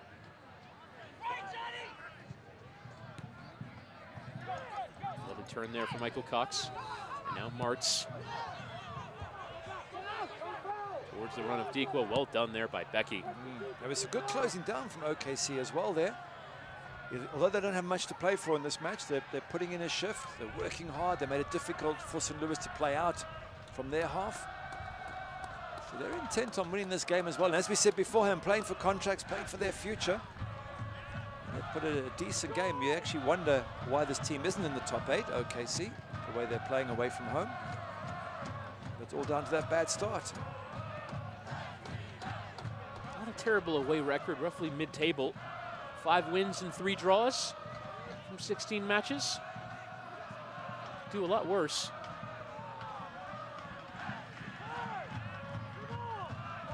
Barilla. Highland. Sam Fink away, but only as far as Michael Cox. And now Austin Martz will get it clear, but Now you see perhaps that isolation, lack of options. It's been a teetering tactic from Anthony Poulos at times, aggressive. Now perhaps an opportunity here for Calistri after the giveaway. Hilton with a venture forward. Here's Martz. 1v1 against a pair of white shirts. He'll dink the cross in towards Deco. Gets a decent header on it. Might fall here for Calistri, who falls in the penalty area before being able to shoot. Wow. And another chance going begging. Yeah, I thought for a moment maybe a first-time shot from Calistri would have worked. The moment he tried to control it, he got closed down. But a good little opportunity in the box there for St. Louis. Alex Dixon.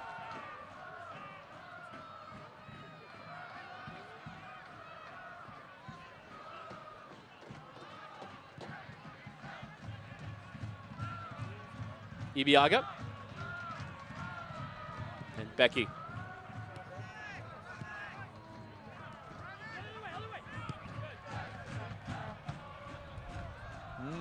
63 minutes. The nerves are beginning to jangle for St. Louis. But those fans, the St. Louligans, are thinking, oh no.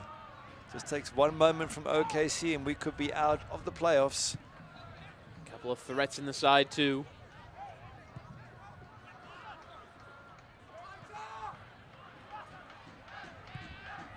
Too much available on the bench. Jaime Sia probably represents the biggest threat on 4 goals this season.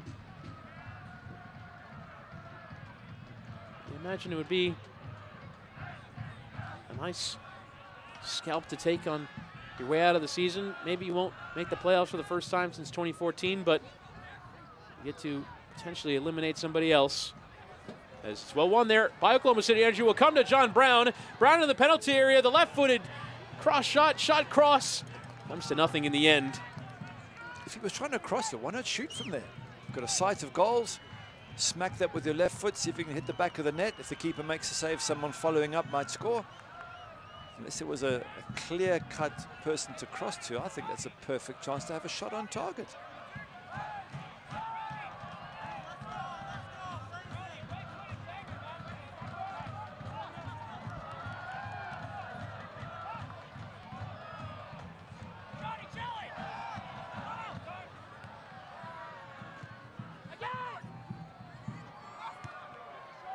As Martz will send it up towards Dequa.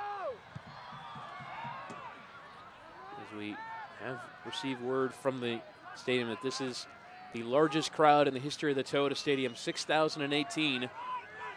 Wow. Packed in to watch the team make the postseason now.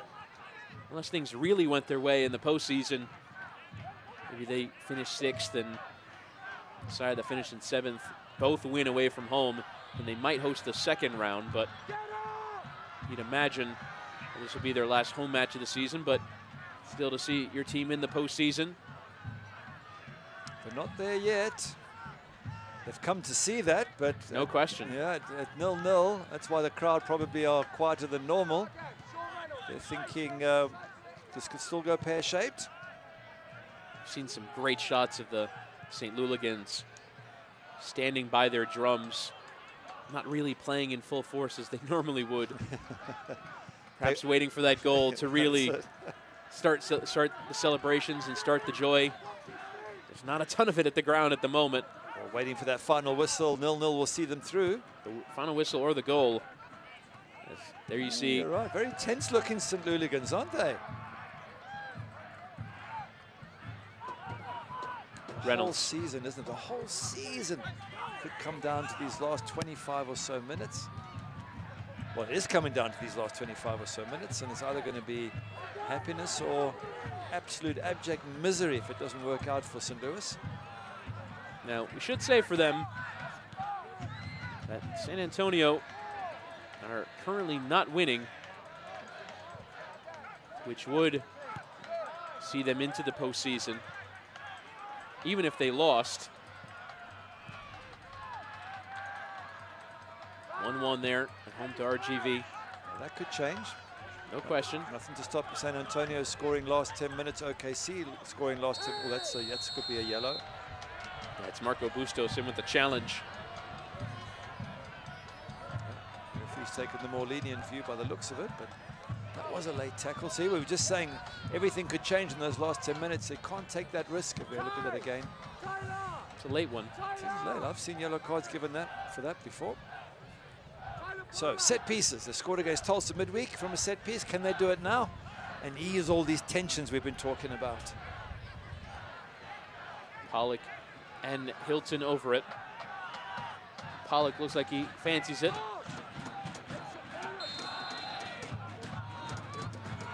Here's the left-footed delivery. It's a decent one. Michael Cox in there arriving. Comes to the edge of the penalty area. The strike is not able to force its way through the white shirts.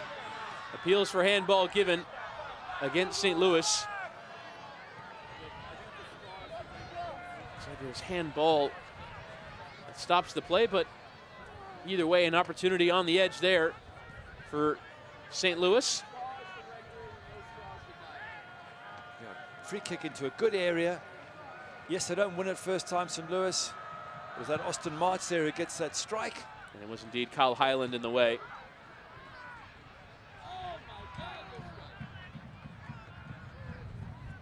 Alex Dixon lofting in. John Brown as Manuel Kavita just marshals it out of play. Oklahoma City Energy have not created much to really threaten, but all it takes is the one chance here over these final 20 minutes. Well, we saw that one that hit the crossbar from Deshaun Brown. Just out of nowhere from a very tight angle. You didn't think he had a chance. Came so close. Could they do it again, OKC, and get the breakthrough against St. Louis? It's a possibility. As Deshaun Brown not quite on the same wavelength with Bustos. Had to have been a long busting run for Bustos to get there.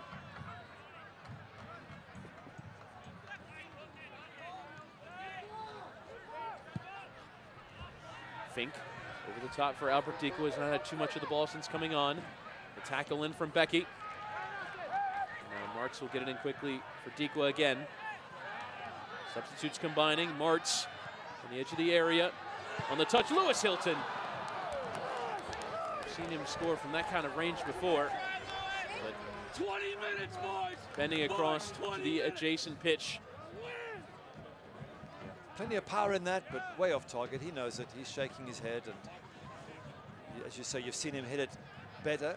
And if he'd have gone for that far side, that far corner, there was a little bit of space for him. You just heard Anthony Pulis shouting, 20 minutes, boys, 20 minutes. That's what's left for Lewis Hilton and the rest of the team to hang on to this draw. You also wonder if that might be a verbal cue for a change in tactic. As there you see the table coming into the evening. San Antonio needs a win to climb above the playoff line. They don't have it at the moment. That could change. Certainly can. 70 minutes gone in San Antonio, 1-1 with Rio Grande Valley. Hilton.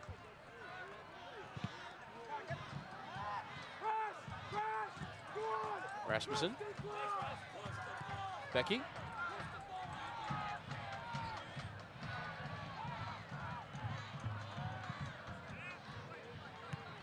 As Richard Dixon's ball cut out there by Kavita. And now Hilton feeding in Austin Martz, who charges on despite the pressure. And very well since coming on, Austin Martz, I'd say of the two changes, has done better so far. Dikwa a bit starved up top. You see Anthony Pulis pushing them forward, so he's still of the opinion that they're going to go and win this game. He's trying to get as many players forward. He's calling for the high press to put OKC under pressure in their own half.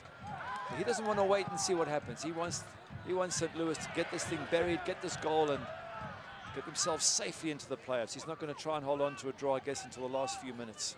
I'm surprised that Fink would be demonstrating that commitment to win in the air like that. Martz with a toucher on Highland, but Cox unable to get the better of Becky. And no whistle against Michael Cox. And it will result in an Electro Savings corner. Badil down further up the pitch. A couple of incidents there. I didn't see what happened with Baril, but certainly with the corner, you were wondering if there was any contact. And sometimes players do go down very easily in the hope and the assumption the referee gives a foul, especially close to your goal. Less and less these days referees are doing that. If they can't see anything, they just let the play go on.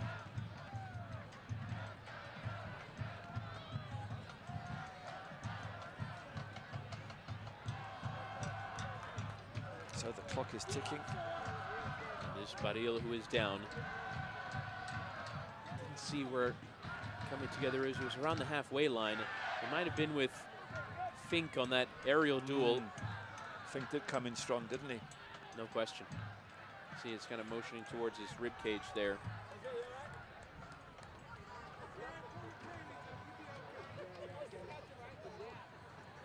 Let's have a look here. Got something here. Wasn't a lot, was there? I mean, there was a little bit of context. Sometimes things that don't look like a lot just catch you at the wrong angle, and it can really hurt. But here we are. Corner. Scored against Tulsa midweek. Can do the same here now. And it is an Electro savings corner. Tyler Pollock lofting it in. Fink wheeling away. Plays it for Austin Martz. Austin Martz! Again, an opportunity availing itself to Austin Martz right on the edge of that penalty area. That time unable to keep it down.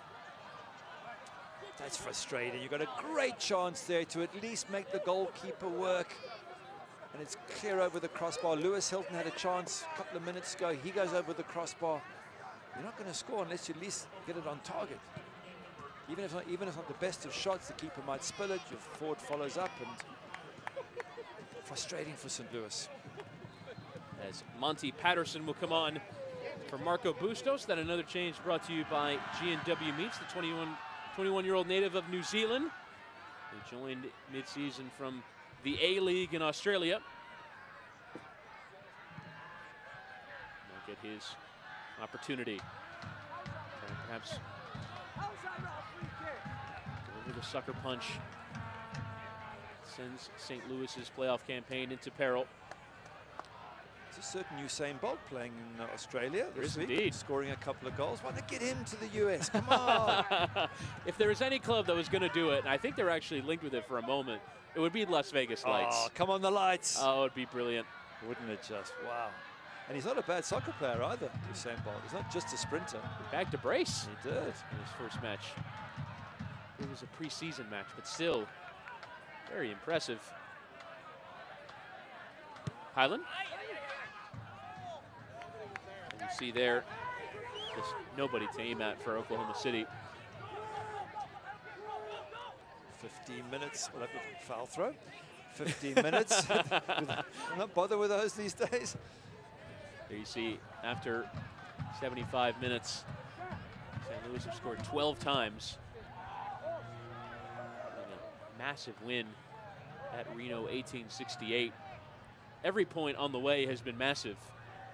But an away victory against a Reno side that at the time was flying, and they're doing very well at home tonight, 2-0 up against Orange County. Chant from the St. Louligans is, "We want playoffs."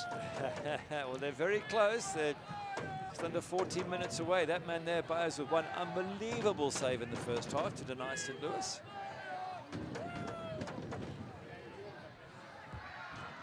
Cox. And again.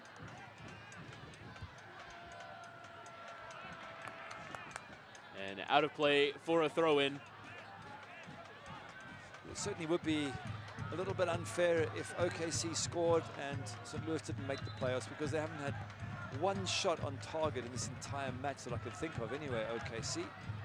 And St. Louis have certainly tried and had efforts over the crossbar this half and forced the keeper into a great save early on in the match. So they would deserve at least the draw. It would be really tough on them if OKC managed to get a late goal and knock them out. But soccer's not about being fair or about being nice. It's the result that counts. Here's Deshaun Brown.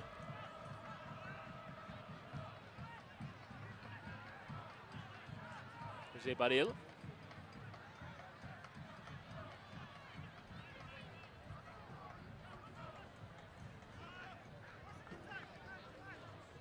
Kyle Highland. For Oklahoma City Energy, what's your mentality at the moment? Are you really going for gold? Do you want to play spoiler? Yeah, you want to win basically because you're playing for contracts, but they really haven't created any chances, and that would be my concern. It don't seem like they really want to put St. Louis to the sword almost. Well, there's certainly plenty of hard work around the box leading up to it, but the final pass, the final sort of thrust into the box just hasn't been there at all. That would be a concern if I was Coach Steve Cook, because at the end of the day, you want players around the box looking for the killer ball, looking to get behind the St. Louis defense. That hasn't happened yet. Still got 12 minutes to do it. Reynolds towards Dequa. Calistri's header, not the greatest. There is Steve Cook, the Oklahoma City Energy manager. In a normal circumstance, a point away from home in St. Louis is a very good result, but you can't play with that bit of freedom being out of the postseason race and not having much to play for on a team level this evening. It's very tidy football, isn't it? It's lovely touches, but I'm more interested in what they do in the final third. You know, all of this is to get you to the final third and to have that shot on target, which hasn't happened in 79.5 minutes. Walls. Badil trying to do it directly.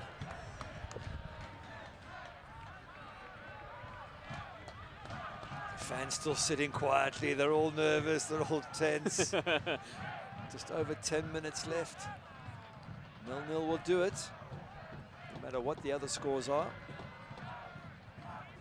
Thomas Gomez taking this kick again from a situation where if he trips and hits the ball straight to an OKC player, he's in all sorts of trouble trying to get back into his goal in time. But he doesn't slip, so all's good. Fink. And now Dequa leaving it for Martz. Here's Austin Martz going to try and play the 1-2 with Cox. Instead tries to turn. No options there. Martz, not much to aim at. Does manage to keep it in play, but it's straight at Byers. But before he even managed to do so, it had gone out of play for a goal kick. Yeah, nice skills in the box there. Austin Martz trying to find an angle. Just too many white shirts between him and the goals. Game frustrating. St. Louis have been in that box. They have been probing and pushing and trying, and it just hasn't happened for them. Michael Cox putting some more pressure on.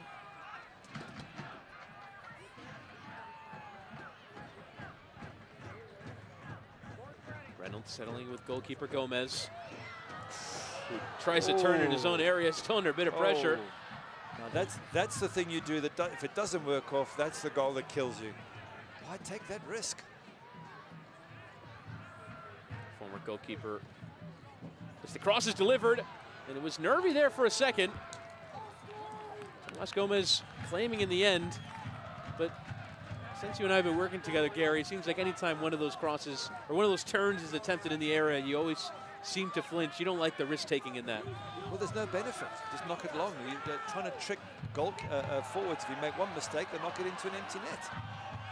Mind you, he made a decent save a minute afterwards, comes and collects it, and that's what he's good at, Thomas Gomez. Very reliable, safe goalkeeper. As here is that bit of play. Getting onto his right, realizing that Deshaun Brown was coming and just turning in his own penalty area. I've seen strikers leave a trailing leg on the assumption the goalkeeper tries that and just poke it into an empty net. Anyway, they got away with it. 8 minutes left, another set piece. Let's see what happens. Electro Savings corner off the tackle from Highland.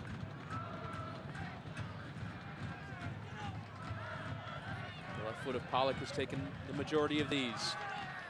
Decent loft on it. Kavita trying to win. Martz again.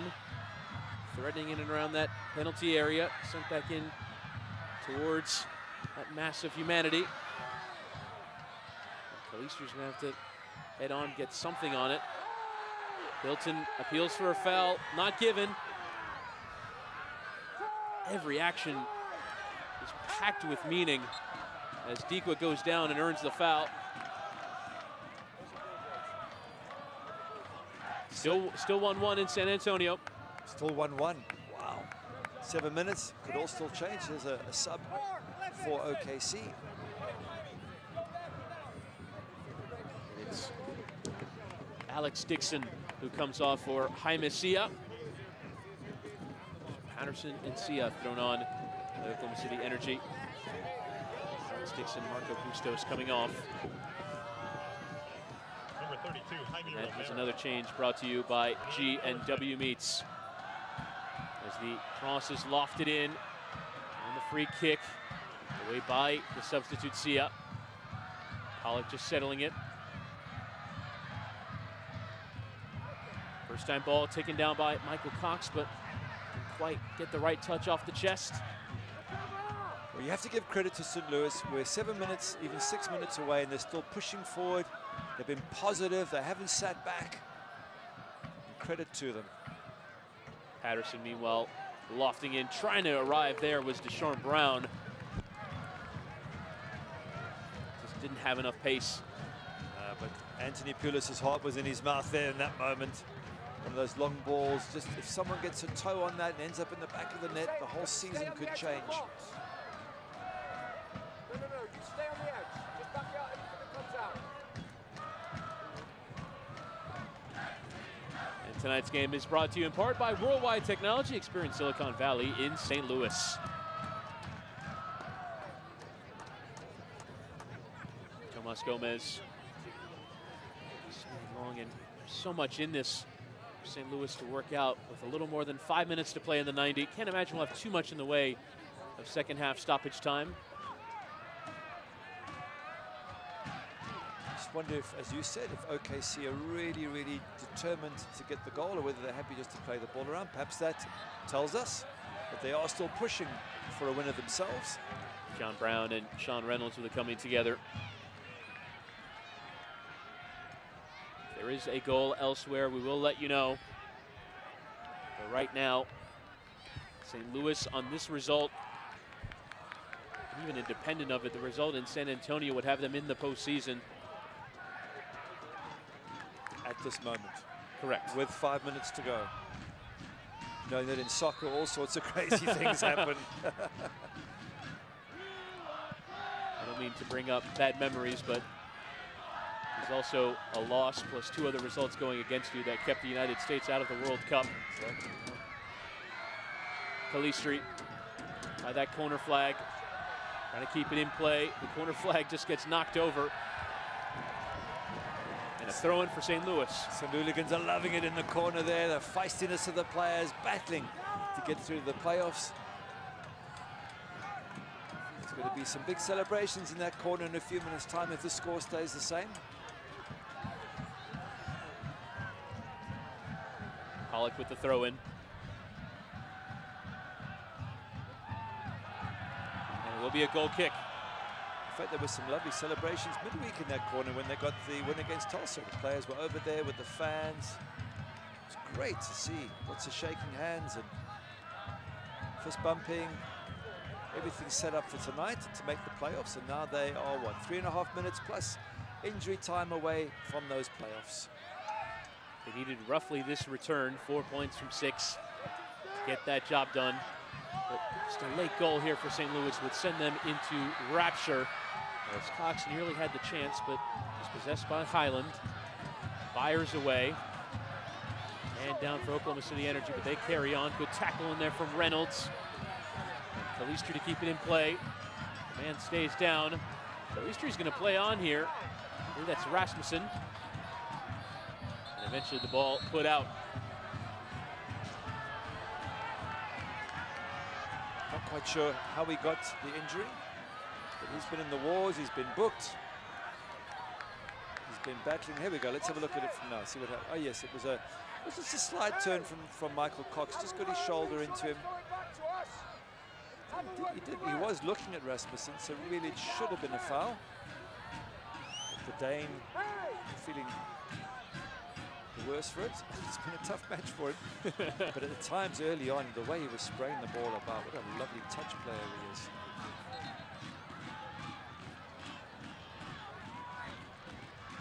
And the ball nicely given back. St. Louis knocked it out for treatment to Rasmussen. And guess what? Thomas Gomez in no rush. 2 minutes left. Anyone counting the clock? It's just me. St. Louligans now feeling they might have a chance, as we have received word from the ground. There will be 4 minutes to be added on. Anthony Poulos and the St. Louligans will not be pleased to see that number on the board. So about 5.5 minutes left worth of nervy moments here at St. Louis. If the result holds, they're in. If the result holds in San Antonio, they're in. If things go against them, their fate could be in the hands of LA Galaxy 2 tomorrow. Not far away from getting the job done. But going down to the penalty area, and that was a little dangerous there from Kavita, was Monty Patterson. The goal kick in the end. There was hands from Kavita on the back of Patterson. I'm not saying the hands were enough to push him over, but obviously Patterson felt the hands and decided to go down and see what happened. You've got to be careful where your hands are in the penalty box. I don't mean to criticize the fans, and if there's someone who has an emergency, then that's one thing. But how is there someone driving away from a game of this intensity? There's a fan driving away on the adjacent pitch. Where are you going? Maybe he couldn't take it anymore. Just said, that's it, I'm done. I'm going home. Text me the result. Because this is the ending that I think Anthony Poulos and the players have tried hard to avoid. They've been positive. I thought they might try and bunker down and hold on to the draw, but they haven't. It's set for a very pressurized ending, but Thomas Gomez once again dragging that out as long as he possibly could. Where's he got that from? He's just shouting, where's he got the 4 minutes from? we knew that outcome was coming about 90 seconds ago.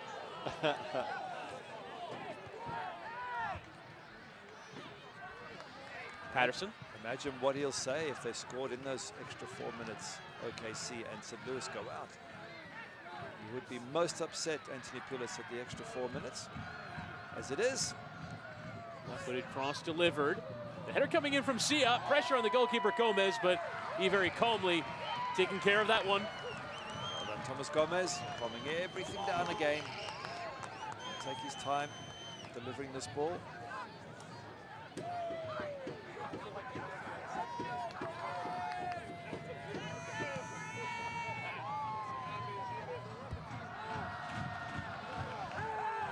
As Albert Dikwa going down there.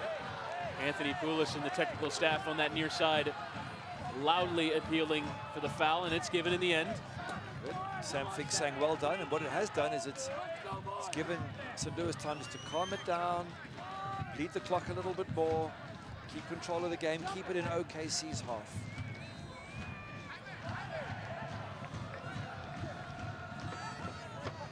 Only one green shirt up ahead of him for Lewis Hilton, Michael Cox.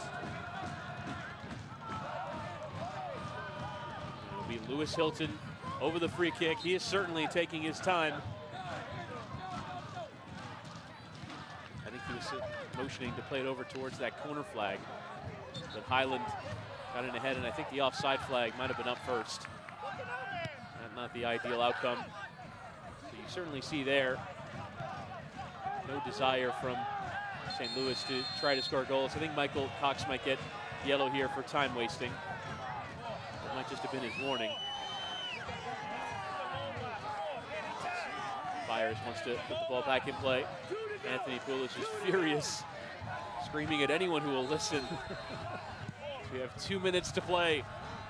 Everything on the line for St. Louis FC, as Sia unable to get on the end of that, and Gomez is trying to use that extra second, allows it to bounce. I was thinking earlier, a couple of minutes ago, on this surface, an unlucky bounce of the ball can mean everything. Exactly.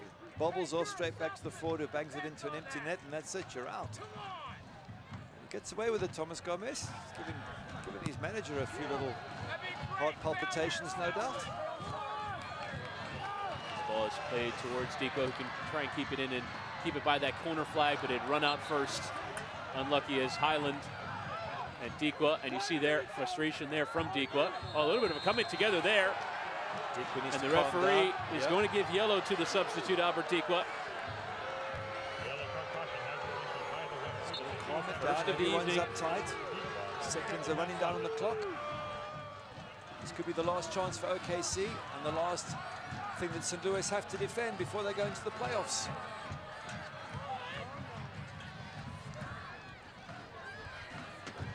OKC are getting stuck in, and to be fair, they've fought right to the end to win this game. Plays it over the top, and Albert Dikwa is trying to get there ahead of Byers. At least putting it out to touch, and St. Louis will take their sweet time over this throw-in. Well, got to say, well done OKC. They've really battled. They've put in a good shift. They've fought right to the end. They haven't made this easy for St. Louis. Credit to St. Louis for being positive and going for the win. By the way, it's been a fabulous match. It might not sounded at 0-0, but it has been a great effort from both sides and great commitment. We're coming to that moment when the final whistle goes, and it'll be party time for St. Louis. And it is indeed job done for St. Louis FC. They needed a draw. They got it. And for the first time in club history, St. Louis FC are into the postseason. Wow, wonderful celebration. There go the St. Louligans and the players. Doesn't matter how they got the draw, they've got it, they're in. There's an evening they can really look at that celebration. Absolutely brilliant. They can celebrate tonight, worry about who they're going to play in the playoffs tomorrow sometime. And now it's all about result achieved. It's been a long, hard season, and step one, they've got into the playoffs.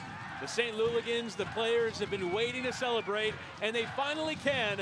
It was a nervy 90 minutes here at the Toyota Stadium. Neither team able to get the goal, but that doesn't matter for St. Louis FC. A 0-0 draw does them just fine. They're in to the postseason. And Ever Jones, full-time, St. Louis FC have gotten the job done. Remarkable scenes here at the Toyota Stadium. Wow. Wonderful. Wonderful to be part of that. And if you're in St. Louis, get on down and go and support the team and spend time partying after games like that with them. I think it's awesome. The way the players actually make a point of going to the fans and involving them. It's magic.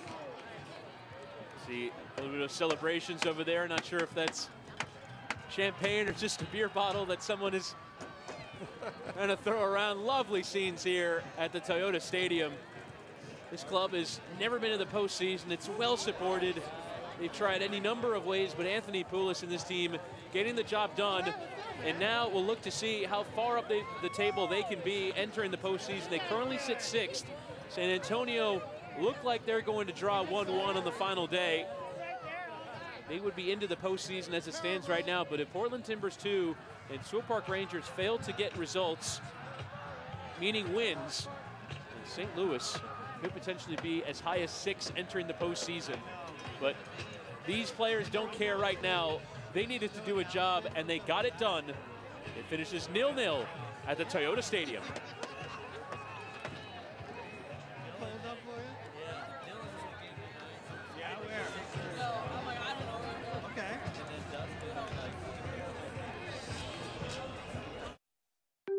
When you need quality electrical work for your home or business, look to theelectricalconnection.org. Created as a partnership between IBEW Local 1 electricians and the St. Louis chapter of the National Electrical Contractors Association, the Electrical Connection has been setting the standard for electrical excellence in St. Louis for over 100 years.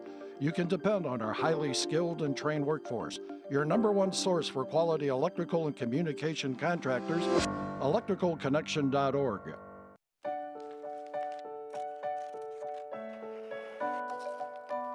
A lottery ticket is so much more than a piece of paper. It's wonder, opportunity, dreams. And not just for players. 100% of the profits from every Missouri Lottery ticket you play goes back to schools, teachers, and students. Play it forward with the Missouri Lottery. At Toyota, safety isn't an option, it's standard. So features like lane departure alert and pre-collision system are always included on every single Toyota RAV4. To get similar features on a CR-V, Honda charges over $2,000. They shouldn't, we don't. Tested, trusted Toyota. Get $2,500 customer cash on a new 2018 RAV4 or get 0% APR financing on a new 2018 RAV4. Find your Toyota at buyatoyota.com. Toyota, let's go places. Live from the Toyota Stadium at Edward Jones full-time, St. Louis FC making the postseason for the first time in club history. And yet it says 0-0 on the scoreboard, but that's all that was required today. A win or a draw was all it required.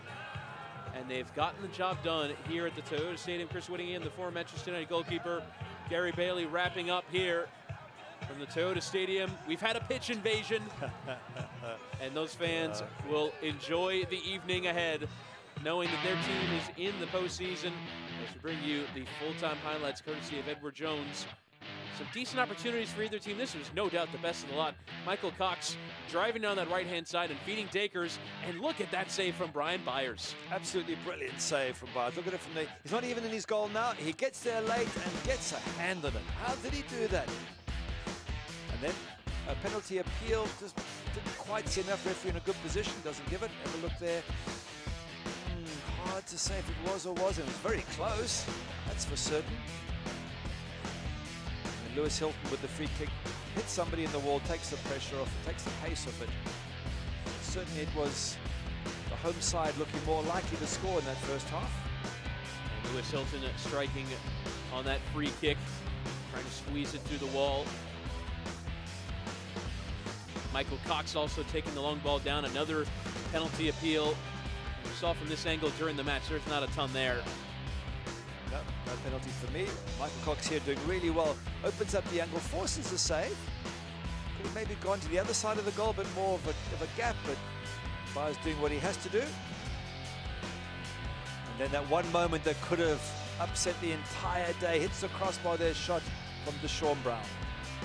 And Deshaun Brown with that opportunity, but as you see there from the statistics, 2 shots, 1 on target from Oklahoma City Energy. Not really providing much in the way of resistance to St. Louis getting into the postseason. The fireworks getting started, the fans on the pitch.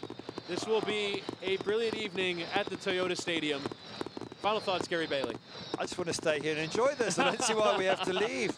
It's wonderful. The fans have got involved. I love the way the players have pulled them onto the pitch and spent time and given them high fives. And what an awesome night. Enjoy it. Yes, the planning starts very soon for the playoffs, but right now, they've made it for the first time in their history. Well done, St. Louis. St. Louis FC just needed a result tonight, and they got it. It's a 0-0 at home, which on a normal night wouldn't be the greatest of results, but on this night, it's the perfect one. St. Louis FC 0, Oklahoma City Energy 0. For our terrific USL crew and my broadcast partner, Gary Bailey, it finishes 0-0 here at the Toyota Stadium. Before we go, one last look at the table. San Antonio FC unable to get the job done at home, drawing 1-1 with Rio Grande Valley.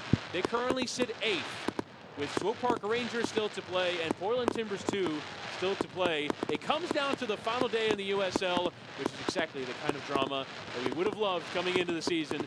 St. Louis, though, will not have to sweat out LA Galaxy 2 and Swope Park Rangers tomorrow. They're into the postseason. It's down to seeding now. As you have a look, confirmed at the very least in 7th, could potentially be into 6th, depending on the result with Portland Timbers 2. But it finishes at the Toyota Stadium on what will surely be remembered as a great night at this ground. St. Louis FC 0, Oklahoma City Energy 0.